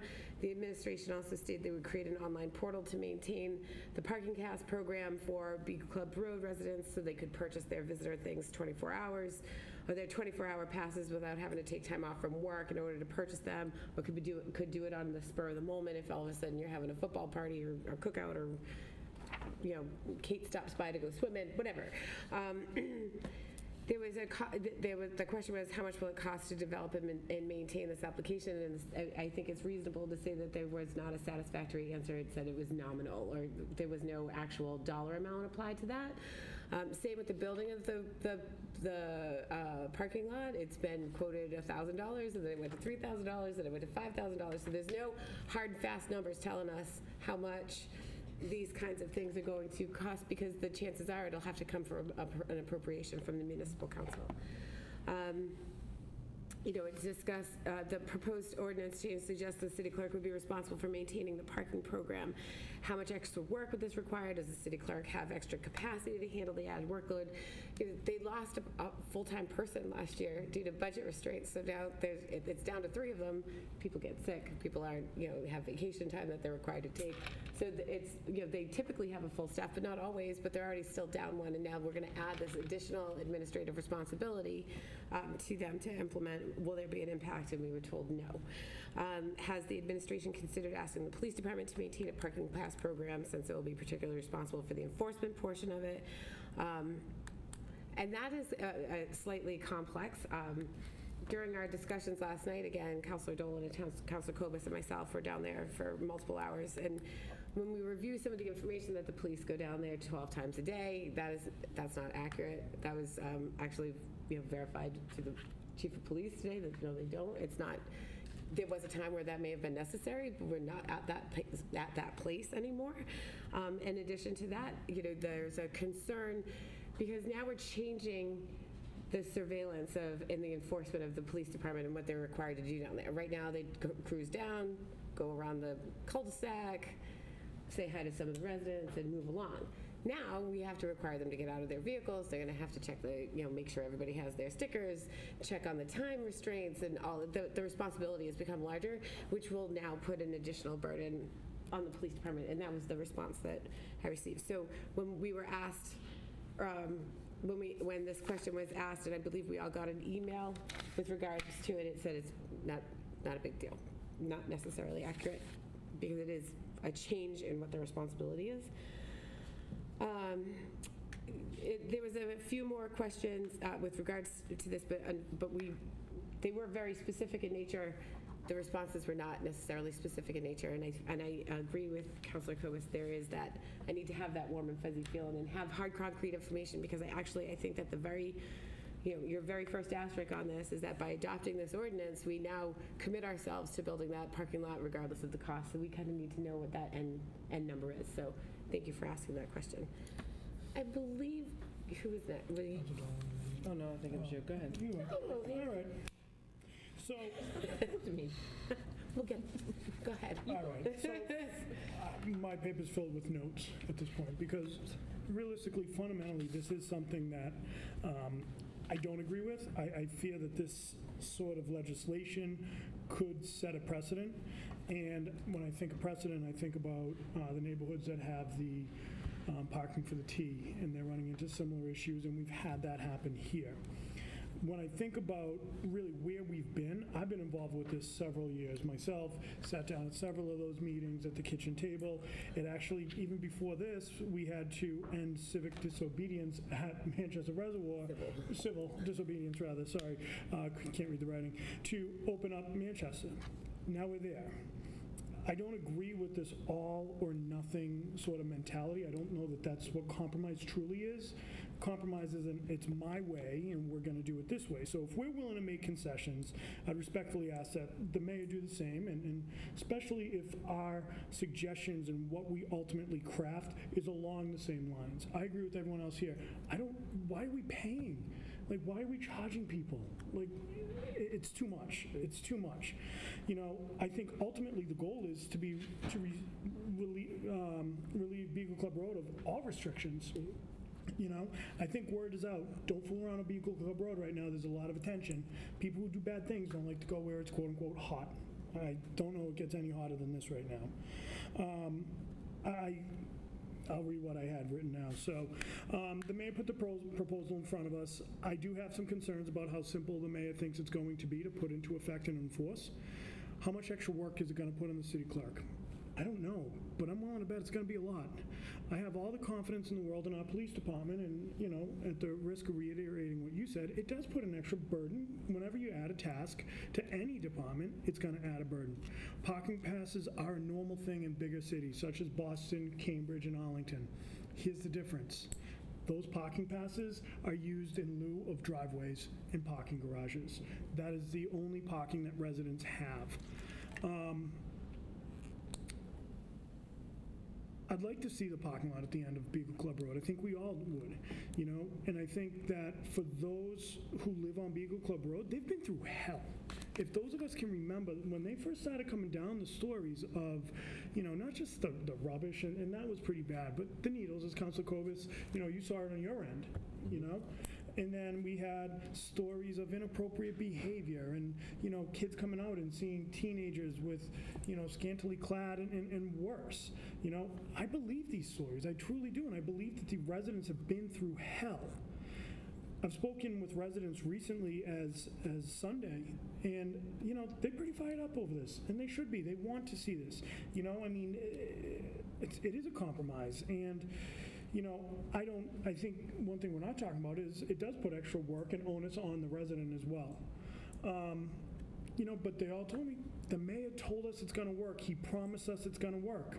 And if that point, if this is what the mayor thinks will work and he's willing to provide those warm and fuzzies, because I'm on board on the Warm and Fuzzy Express, then maybe it is time to give it a shot. And maybe it's time to give the mayor the opportunity to make it work, as he's so confident it's going to work. The reality is, I'm for anything that prevents the residents of Beagle Club Road to go back to the hell that they had to go through 5 years ago. You know, I'm for anything that is going to give the residents appropriate access to Manchester Reservoir. I'm not there yet. I'm not there yet. I'm a heck of a lot closer now than I was this time a week ago. We have to do what's right, and I don't know if this is right or not. But I'm glad that we still have an additional 2 weeks, because I promised one of the residents that I'd do additional research. I didn't have a chance to get to it yesterday, today. This gives me a couple more days, but I think we're close. But, you know, fundamentally, I have a problem with that. It has to be all of this or all of that, or it's nothing. And it's not the way adults act. It's not the way government needs to be performed. So thank you. Thank you, Councilor Dolan. So I'm on board with this as well, and when we spoke to the residents last night, you know, they were in favor of this, and I know, you know, it goes both ways, because you sympathize with the residents, because we had discussed, when we discussed this before, not every street's the same. And I used to live on a street that I had issues as well with selling drugs and parking, because I live near Ides Hill. So the city put a gate in for me that I begged for, and that helped out tremendously. So not every street's the same. I know sometimes it appears that the people on Beagle Club Road want their cake and eat it too, and I understand that. I get that. I see why people feel that way, and I know why people, you know, not this necessarily this council, but we passed passive recreation at Manchester, so now people want access to it, and I don't blame them, and people that fish and walk their dogs and whatever. I'm on board definitely to give this a shot. I would also be on board with removing the fees for Attleboro residents. And hopefully, the fee for out-of-towners would cover that. I'm also on board with, I mean, I'm not necessarily sure I need warm and fuzzy snuggles and stuff, but I would like numbers. So if we could get numbers on the lot, exactly what it would cost, because obviously we're gonna have to appropriate that money. And, you know, and maybe we can simplify the parking pass situation.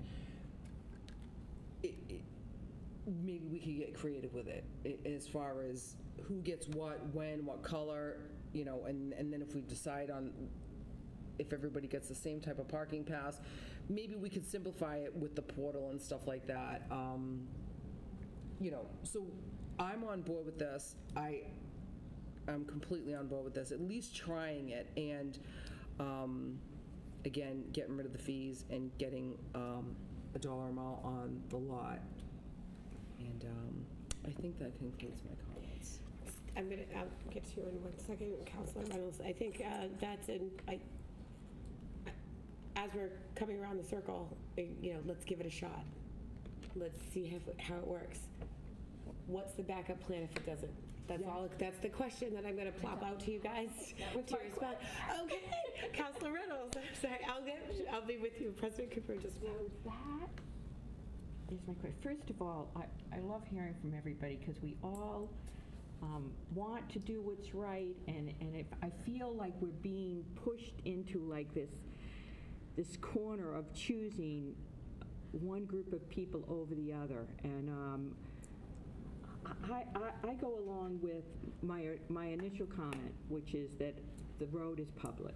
That's number one. Two, I don't even want to charge the Beagle Club people for their passes. I mean, I don't want to charge the people for the parking lot. These are people that pay taxes. We're trying to fix something so that everybody has an opportunity.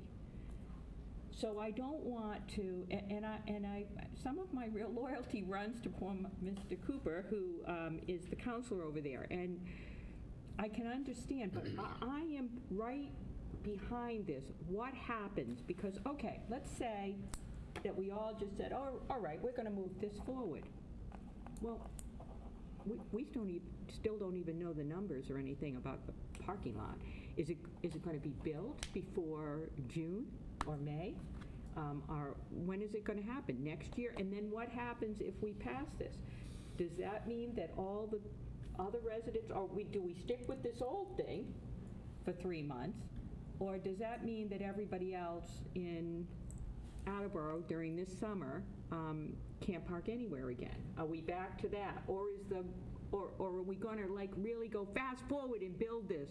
Or are we going to wait another year and say, well, this didn't work, or we didn't get the funding for this, or we ran into some kind of problem with conservation? We don't even know what's going on, quite frankly. If someone would say to me, and I like this, there was a phase 1, the phase 2, and I love the 3, put the parking lot in. Do it. Do it. Put the parking lot in. Don't charge. Let the people on Beagle Club Road just park on Beagle Club Road. Why are we making this massive? It's us against them. It's the residents on Beagle Club against the people that want to use it. I don't think that's the way we want to portray this. We want to portray it as we're opening it for everybody, because there are a lot of people that don't have access to that kind of road. I realize the people on Beagle Club Road, if I lived there, I would probably go nutty too. I don't even like somebody parking in front of my house, quite frankly. I don't even like it on, and my neighbors all tell me when there's a party, so I'm ready for it. But if I look out in the morning and there's 3 or 4 cars parked in front of my house, I'm like, hey, park in front of that house. That's where you're visiting. Go park over there. So I get it. I'm not disputing. Yeah. I'm not disputing it, but there are a lot of people in the city that use that for their recreational needs, and they should be able to get there, not pay for it, and they should know that it's going to either be built in June or they're going to have to wait another whole year, and we're keeping this old plan in place. How do we know anything? We know nothing, not even the cost of any of this. It's just come down in drips and drabs. And, I mean, look at some of this stuff. Fine, 50 for a first offense, 100 for a second, 250 for each subsequent offense. Hello, are we being friendly to the people that pay taxes to live here? No. No, we're not even being friendly to the people that live on Beagle Club Road. They don't really want that parking lot. They're acquiescing to the parking lot. And I'm insisting that we get that parking lot before we do anything else, that we get a price, a number, how long, and when it's going to start, and that we know that it's happening and set a time in place. And I just think there's too many up in the air things. I go right along with Vice President Parika that, how can we move something forward that we just don't know anything about? Or that we're not fully in agreement with as far as the fees? I totally don't like the fees. So we can move this along for discussion to the 23rd?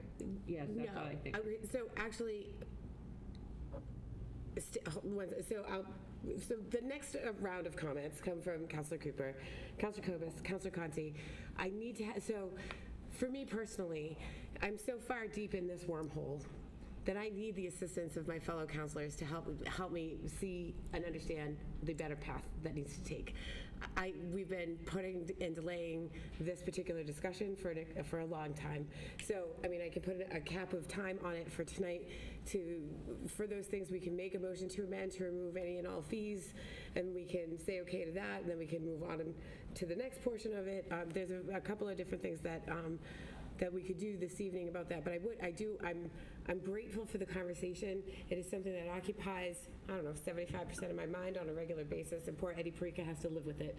So if I have the ability to maybe work this, if we have the ability to work some of this through, that's what we're here for tonight. So, President Cooper. Thank you. So I'm feeling a little salty tonight, so heaven's sakes. I have to say this to you. When we're looking for a Plan B, right? When we want to scream, oh my God, what's Plan B? But when we're looking for one, there's always a counselor here to say, they're the revised ordinances of the city of Attleboro for a reason, right? So I want you to remember that, Sure. right? We always, what's Plan B? Oh my God, the world, the sky's falling because we don't have Plan B. No. Plan B is they're the revised ordinances of the city of Attleboro for a reason. And if we don't like it when it comes out, if it comes out this way, we can change it. Yes, the mayor sent it down this way, but if we want to change it, there's a mechanism for us to change it, which we have done several times in this sort of phased approach. So don't run out of here scared that there's no Plan B. There is a Plan B, and Plan B is revise the ordinance or introduce new business if it doesn't work, or work collaboratively with the administration. I've heard several times $3,000 to $6,000. And it would come out of existing budget money that's within, I believe it was DPW, the mayor told me. We also had someone stand before us and offer a donation of some of the funds to offset the parking lot.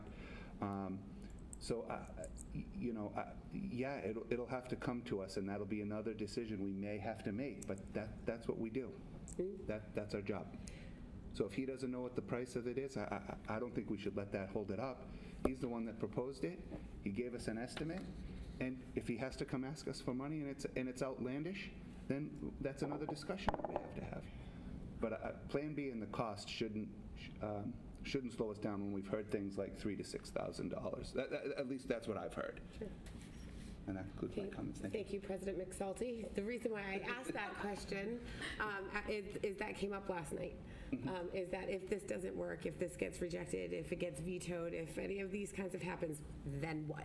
So that was a question that came directly from the residents of Beagle Club Road. And I hope one of the three of you said they're the revised ordinances of the city of Attleboro for a reason. I'm not. It depends what hour we're on, so Yeah, no. so we're not really sure about that. I believe Councilor Copus. at the risk of throwing a wrench into everything. So I said before, would love to either get clarification on how to implement the parking permit program or simplify things. One manner I suggest you look into to simplify things that I think would meet a lot of Councilor Reynolds' concerns as well as Councilor Jackson's, is to go to just a single sticker parking permit type program where there's just one Manchester Reservoir parking sticker that's available. So there's just the one sticker. It applies to both the parking lot and the road. And for Attleboro residents, it's either $0 or a nominal fee, whatever. But for all Attleboro residents, they can get the sticker and then park at either the parking lot or on the road. And that would be, I think, enough of a barrier of entry that the people who are going there to party in the woods or sell drugs or do drugs or buy drugs, like, those people wouldn't necessarily be there. It would be relatively straightforward for the residents. All year round, people could park. It would be fair for everybody in the city to park on the road. They just need to every year go get that sticker for, I don't care what the fee is, but then for the residents, they would all, the residents of Beagle Club Road, they would all be provided, say, 4 parking placards for visitors, so that if they had visitors over, they could do that, and then we wouldn't have the web portal where they could buy visitor 24-hour passes or any of that stuff that would be fairly complicated and difficult to implement. And then, unfortunately, the residents, if they were going to have a giant like graduation party, they would have to sort of pool some of those placards. But I think that would be a manageable sort of first step, and I would encourage you, Madam Chair, to explore that with the residents and with the administration to see if something along those lines that simplified things would be palatable to them, because I think that would be easy to implement, where it's just a single sticker for everybody, and then it's fair for all the residents of Attleboro. And it's, the road isn't just set aside for the residents of Beagle Club Road. But I think it would address their issue with the stuff that was happening on that road. So that concludes my comments. So I don't hate that. I would also add to that painted lines to the road, so that it clearly, so one of the things is, and just as a polite reminder, we're talking about 17 parking spots on average on the road. So we're not talking about being able to park on both sides, because that restriction is still in place for emergency access and things like that. One of the residents, there is no parking on his side of the road, but what happens is people park on the opposite side, and it makes it difficult for him to pull into his driveway. Actually backing out of his driveway, where Councilor Dolan was parked on the street last night, was a little bit challenging for me, and I'm a professional, so that made things a little bit difficult. But I think that, there's been people don't want that, but to highlight exactly where you're able to park and create those buffer zones, that might also be helpful. I don't even know who's next. Leave them next. You're next. Thank you. Sorry. So I don't disagree with anything that I've heard, and a lot's been said. I think we've got an issue if we restructure it, because it'll get vetoed.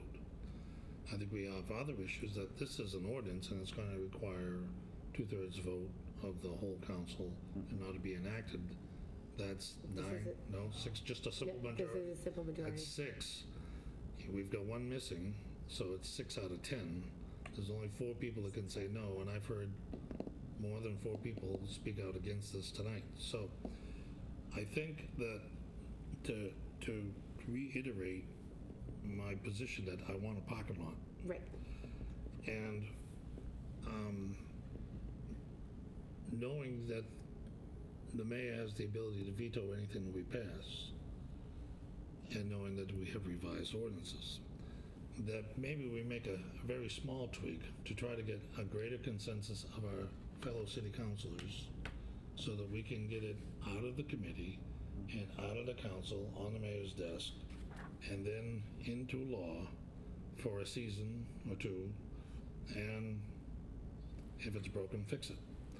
So to do that, I make a motion Madam Chair, Yes, sir. to, under section 10-14.1, Beagle Club Road Visitor Parking Permit A, the cost of the visiting parking permit shall be $0. And, I'm not done with my motion. Okay. Under 10-14.3, watershed property parking spaces with the following text. C, the cost of a visitor parking lot permit shall be $0 for city residents. Second. That's a- So I'll thank you. second that. So if, so if we could just, I'm seconding it so that we could have the discussion on this.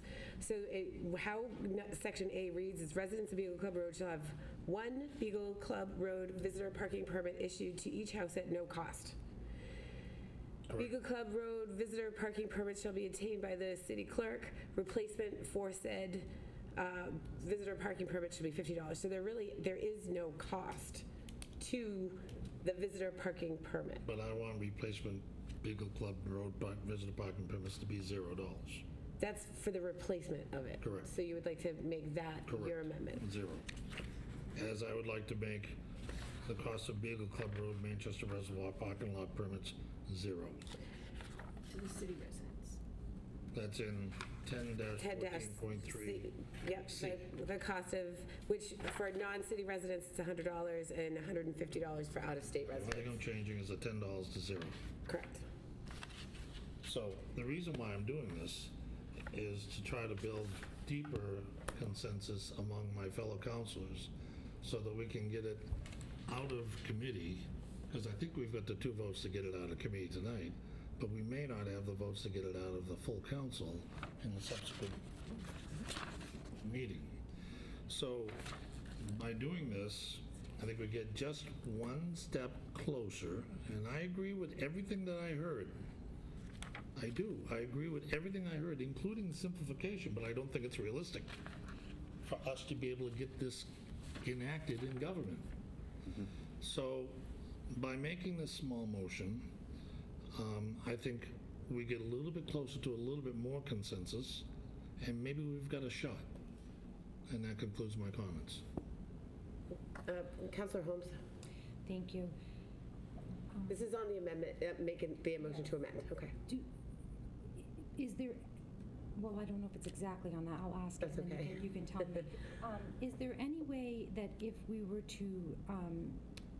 to do a rollout and say that the parking lot happened and then the parking permit happened 6 months later, is there any way to do that, or? We can do anything we want. Okay. Be another amendment. It would be another amendment. I think that it seemed like there was definitely support to not have these fees, so I think that is stepping in the right direction. That concludes my comments, thank you. President Cooper?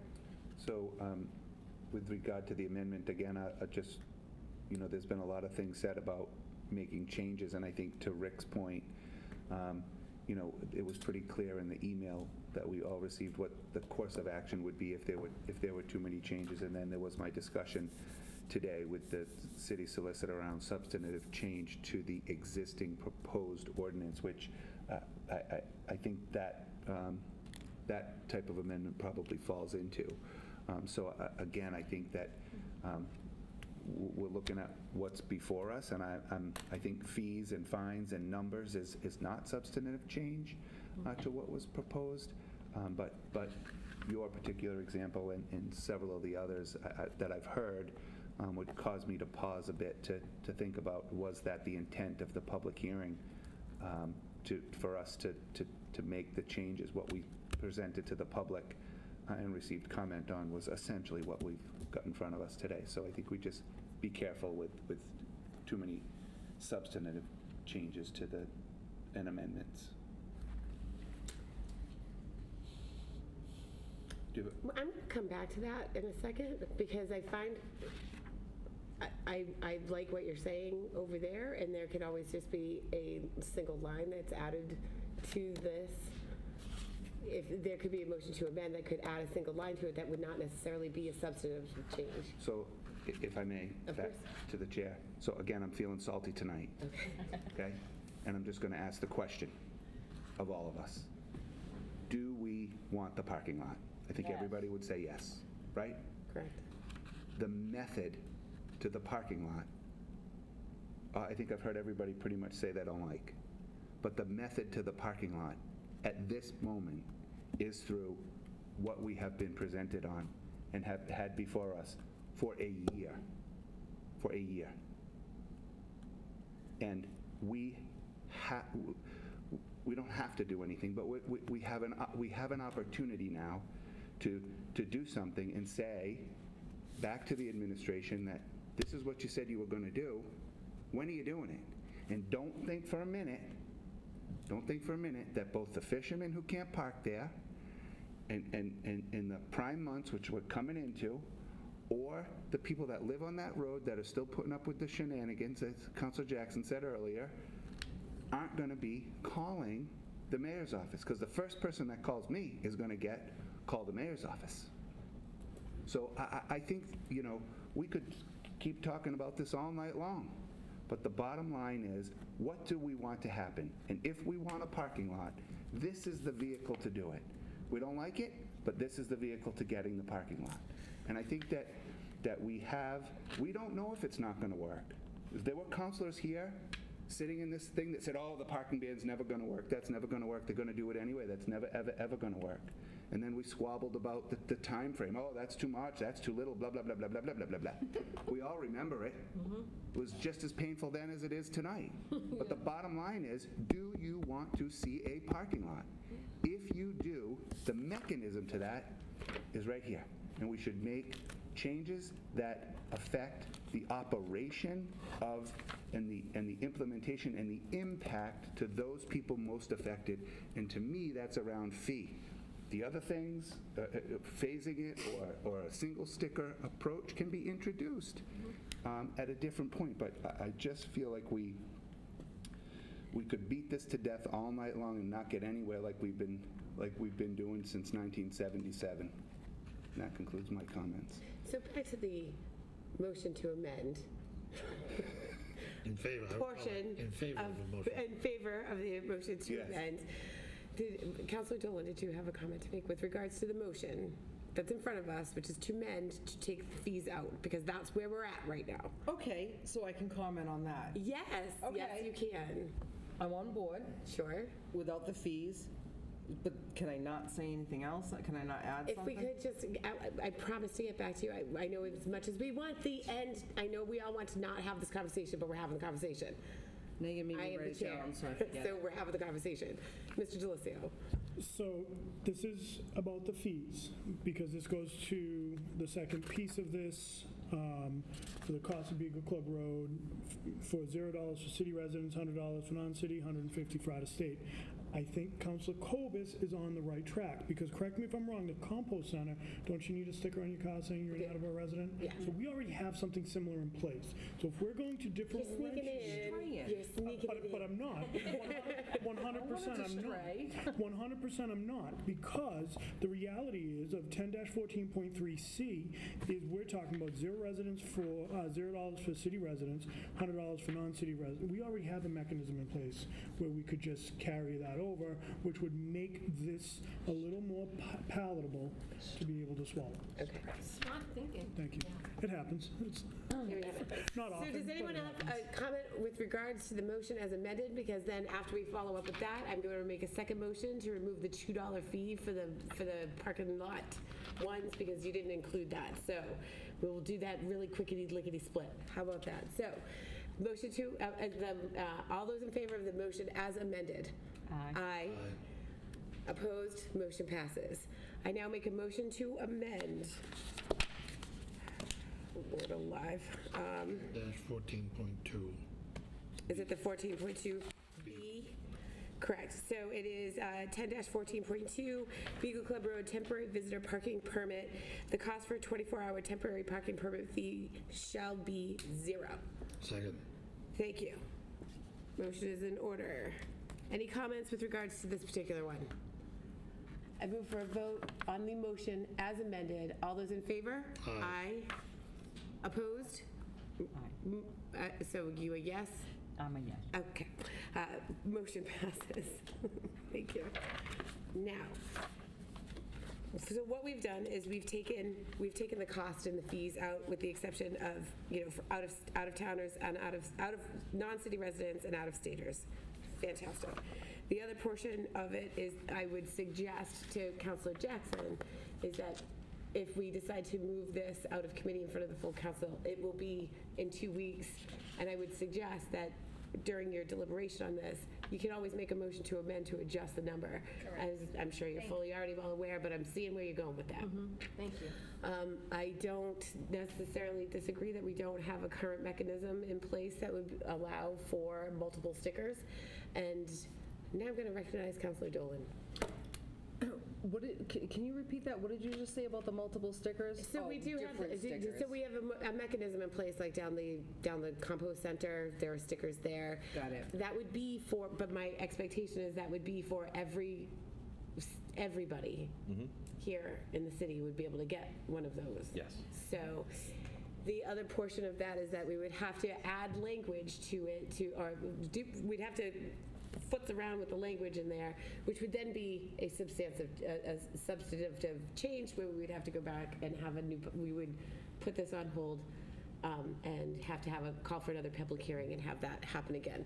The other portion, and I just need to say this, I understand what the mechanism is. I don't like being held over a barrel, being that. Nobody does. All I'm saying is I don't appreciate being held over a barrel to get something that collectively we all want, and that's all I'll say about that. Councilor Dolan. So, I like what Councilor Cobus said. Now, I feel like it almost could be, and I like the drawing of the lines. So, people that park in front, like too far over in driveways, in front of mailboxes, yada, yada. And as far as what Councilor Cobus said, if we could eliminate any difficulties or make the clerk's office job easier, so it's like when you come get your dog license. This year they're purple, last year they were yellow, the year before that they were orange, and actually we pay $5 for the privilege of having a neutered dog.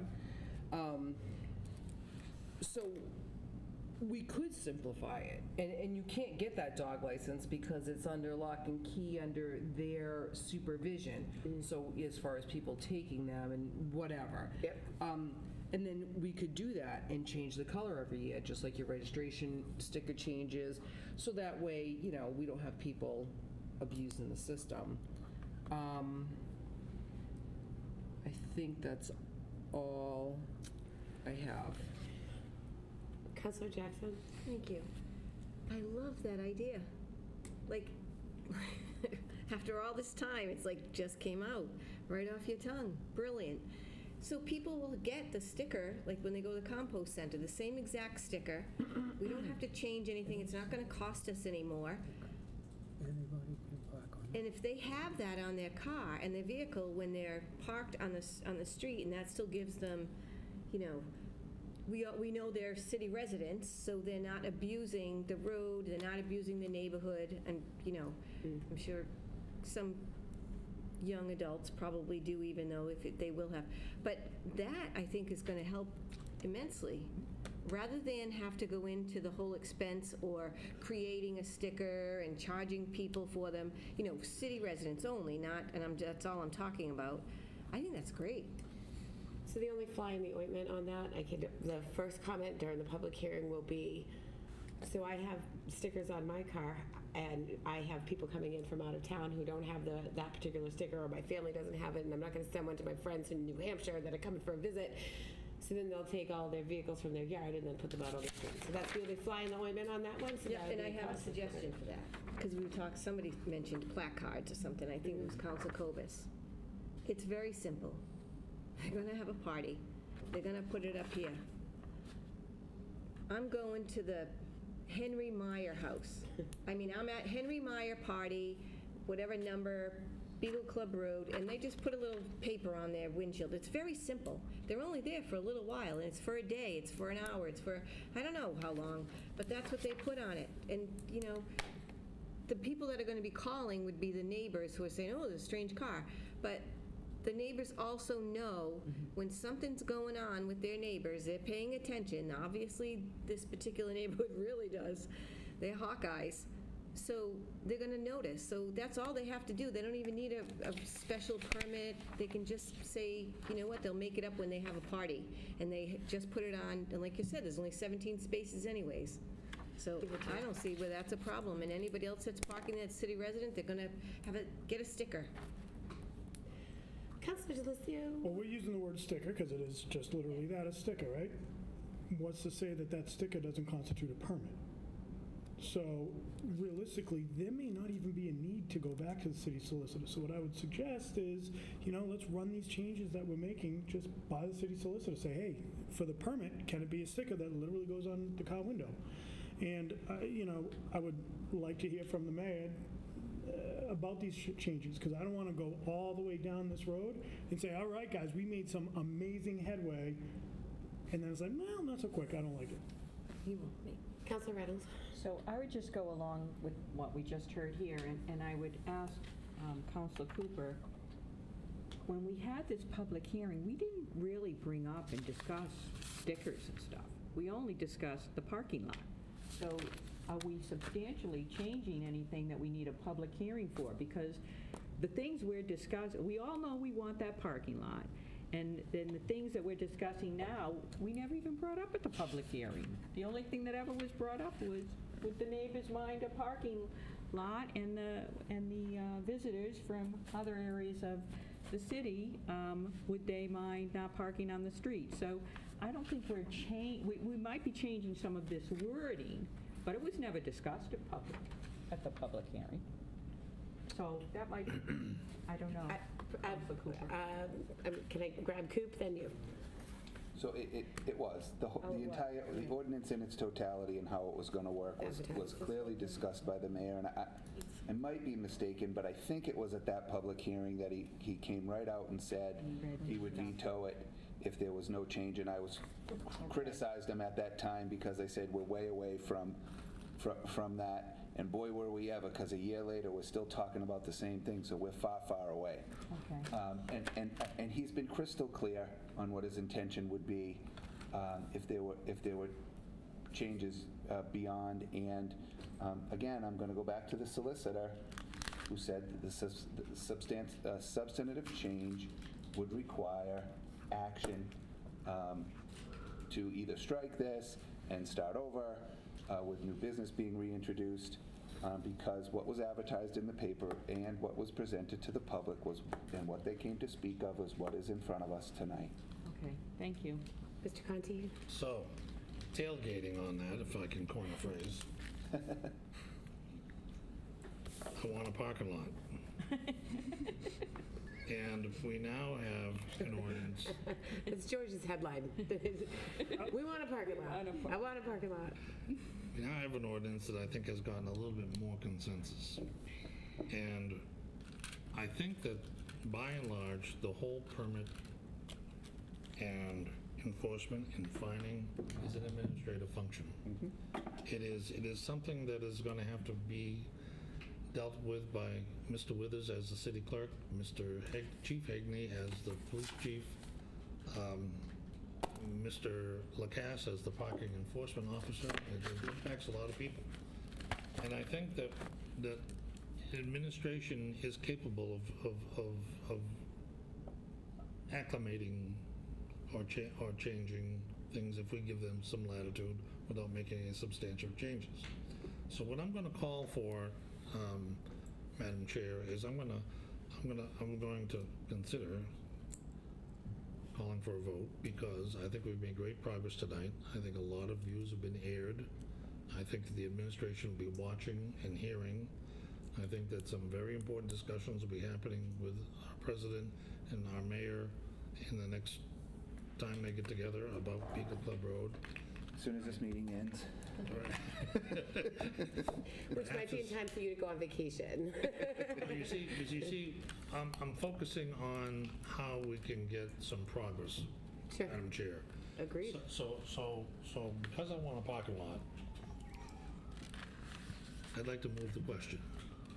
let the committee take a vote on this motion as it currently stands. So,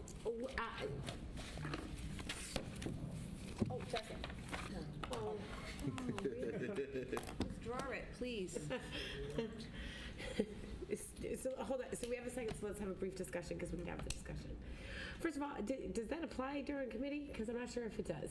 That's Yes, my I think question. all rules of the council apply to it. So there's that. So just as a little bit of a repeat, Councilor Conti's called for, he called for a vote, he's moving the question, we're calling for a vote to move what we have. To move it out. And to move it out of committee up into the full council, which we would not take, the potential for us would not To amend. to amend it again won't be until the 23rd. No. No, the motion to move, the question is to stop discussion and vote on this motion as it currently amended. stands. All right, well, we need to take a vote on, nope, there's no more, it stops discussion. Unless I take the second. I just want to make sure that we're all on the same page, what we're voting on. You're not. He's not. Well, he's not voting. I'm not. Yeah, he's Not a not member of the voting. committee. He's No, not a but member. what I want us all to be sure what we are voting on. I mean, we're voting just to pull this out, as salty Mr. Cooper has said to us, get it the heck out, and then on the 23rd, when it comes, we can have the discussion again, make amendments and whatever. Exactly. I don't disagree that there's a problem with that, quite Put it frankly. from a procedural perspective. Yeah. If this comes out of committee and is before the full council, we can't then make any significant changes or have it, or call for another public hearing or do any of those We things. certainly can, because we can vote it down. I can send it right back. Yes, we Okay. can. Yeah, all right. yeah, No, no, that's we what I can, we wanted to certainly can't. So here we are having discussion when we're not supposed to be having discussion. Well, we're having a That's discussion number one. about the procedure. Procedurals, Procedure, we're So not no, discussing that. So we can make, just have that discussion to make said changes. It can fail on the floor. President Cooper can make the request to just refer it back to committee, all of those kinds of things. That's right. At that moment in time. Mr. Delisio? And I might have missed it, did you vote on the amendment? We did. To strike the fees? Yes, Yeah. Okay, we did. We took those two votes. okay. So is your meeting done? So a motion Not and a yet. second. So we're voting, We have and a I motion and a second. second. All right, so I'll move for a vote. All those in favor? Aye. Opposed? No. Motion passes. Wow, that was, so first and foremost, I do really appreciate the opportunity to suck up a whole bunch of our time, which is, we're here to do the job until the job is done. I'm grateful for the input and the commentary. I needed that. Like, this is something that is truly has become incredibly personal. It's like all encompassing. It has been for a really long time, and I appreciate your thoughtfulness and the input here. And now we have a path to move on, and we'll bring this back up on the 23rd. That does conclude my business. I call for an adjournment at 9:47. Second. All those in favor? Aye. Thank you for playing, my friends. We still have, I'm like, Captain Lissette. You're up. Right. I'd like to call Capital Improvement City Development Committee to order at 9:47. We can bring Councilor Waterman back. He's on the Yes. committee. I know, poor Councilor Waterman. Wake him I'm up. sorry you missed that. You don't really miss it. You don't really even have to leave the chamber. I know. You can stay at your desk. So sitting on this committee are Councilor Dolan and Councilor Waterman, but of course we'll take comments from all councilors. I have two motions to bring before you this evening. From the docket of March 5th, 2019, I entertain a motion to approve the following loan order. Ordered that $1,500,000 be appropriated for the permitting, bidding, construction oversight, and construction costs associated with plant upgrades to the city's water treatment plant located at 27 Pond Street North in Attleboro, Massachusetts, collectively the project, including the payment of all costs incidental or related thereto, that to meet this appropriation, the treasurer, with the approval of the mayor, is authorized to borrow $1,500,000 under Chapter 29C of the General Laws and/or Section 7, Paragraph 1 of Chapter 44 of the General Laws or any other enabling authority that the mayor is authorized to take any other action necessary or convenient to carry out the project. Any premium received by the city upon the sale of the bonds or the notes approved by this order, less any such premium applied to the payment of the cost of the issuance of such orders or any notes, may be applied to the payment costs approved of this order in accordance with Chapter 44, Section 7, Paragraph 1 of the general laws, thereby reducing the amount authorized to be borrowed to pay such costs by a like amount. Second.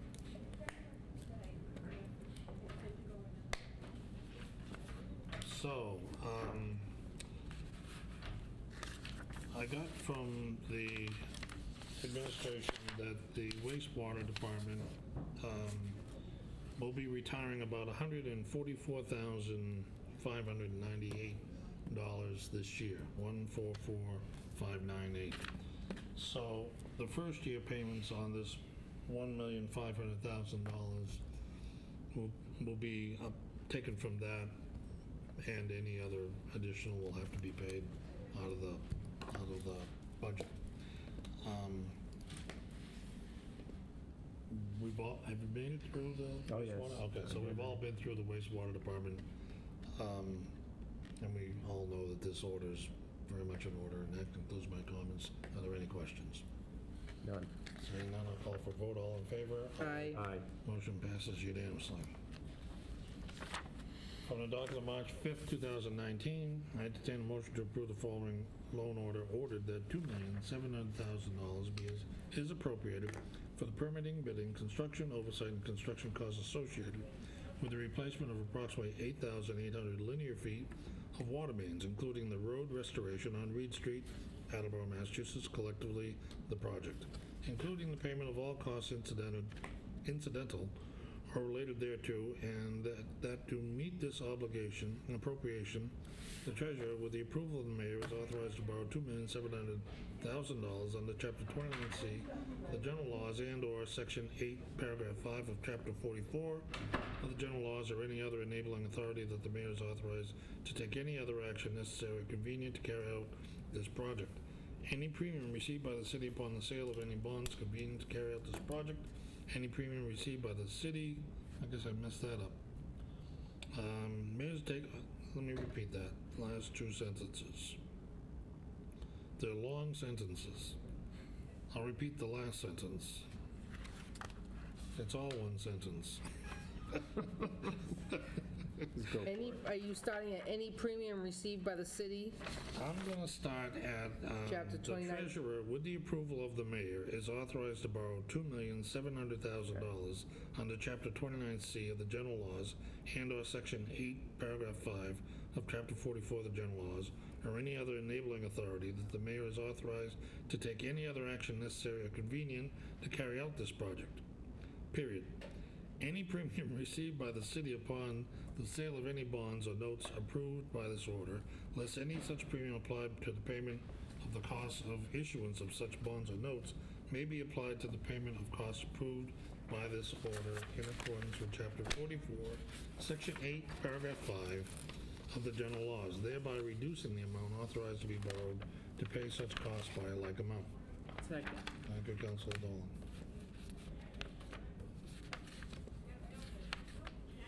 So, the water department has $260,834.31 reserved for any discretion.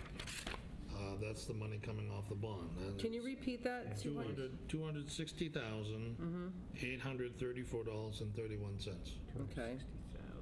260,000, $250,000. So that money reserved for any discretion can be used as a payment toward this loan order, and should not put any pressure on the water rate for this year. Are there any questions or comments? So, yeah, just one. Sure. So the entire job for the $2,700,000 is for Reed Street. Am I correct? Yes, all 8,000. The entire job. 8,800 feet are all on Reed Street, Okay. which is a mess. Must be a mess. It's a hot mess. It's a hot mess. And we had a long discussion about it during the capital meetings meeting at the water department. So the motion's in order. Any other questions? All in favor, say aye. Aye. Motion passes unanimously. That concludes the business that I have from the Capital Improvement City Development Committee.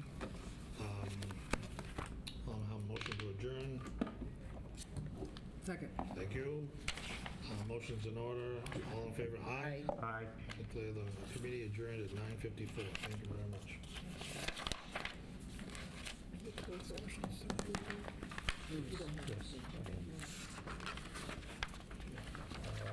So, Personnel and Human Services Committee does not have any business tonight, so we will not be meeting. I will call for the next committee meeting at the next appropriate time.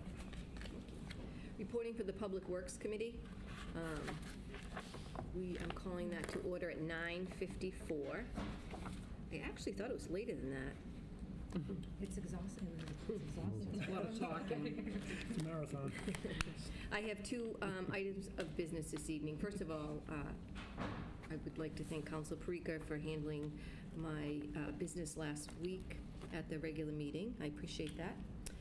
So from the docket of April 16th, 2019, I entertain a motion to approve the request of the mayor to appropriate $29,642 from account 1000-359000 undesignated fund balance, free cash general government, to account 1420100-53805 public works trench repairs regarding the need for funds to make repairs to roadways and sidewalks due to water breaks and other needed patchwork. Second. Thank you very much, Councilor Dolan. So there's been many breaks in the city of Attleboro, and they have 19 different locations that they are currently looking to repair, both sidewalks and roadways. And this will entail also police coverage because they're going to need police detail as well.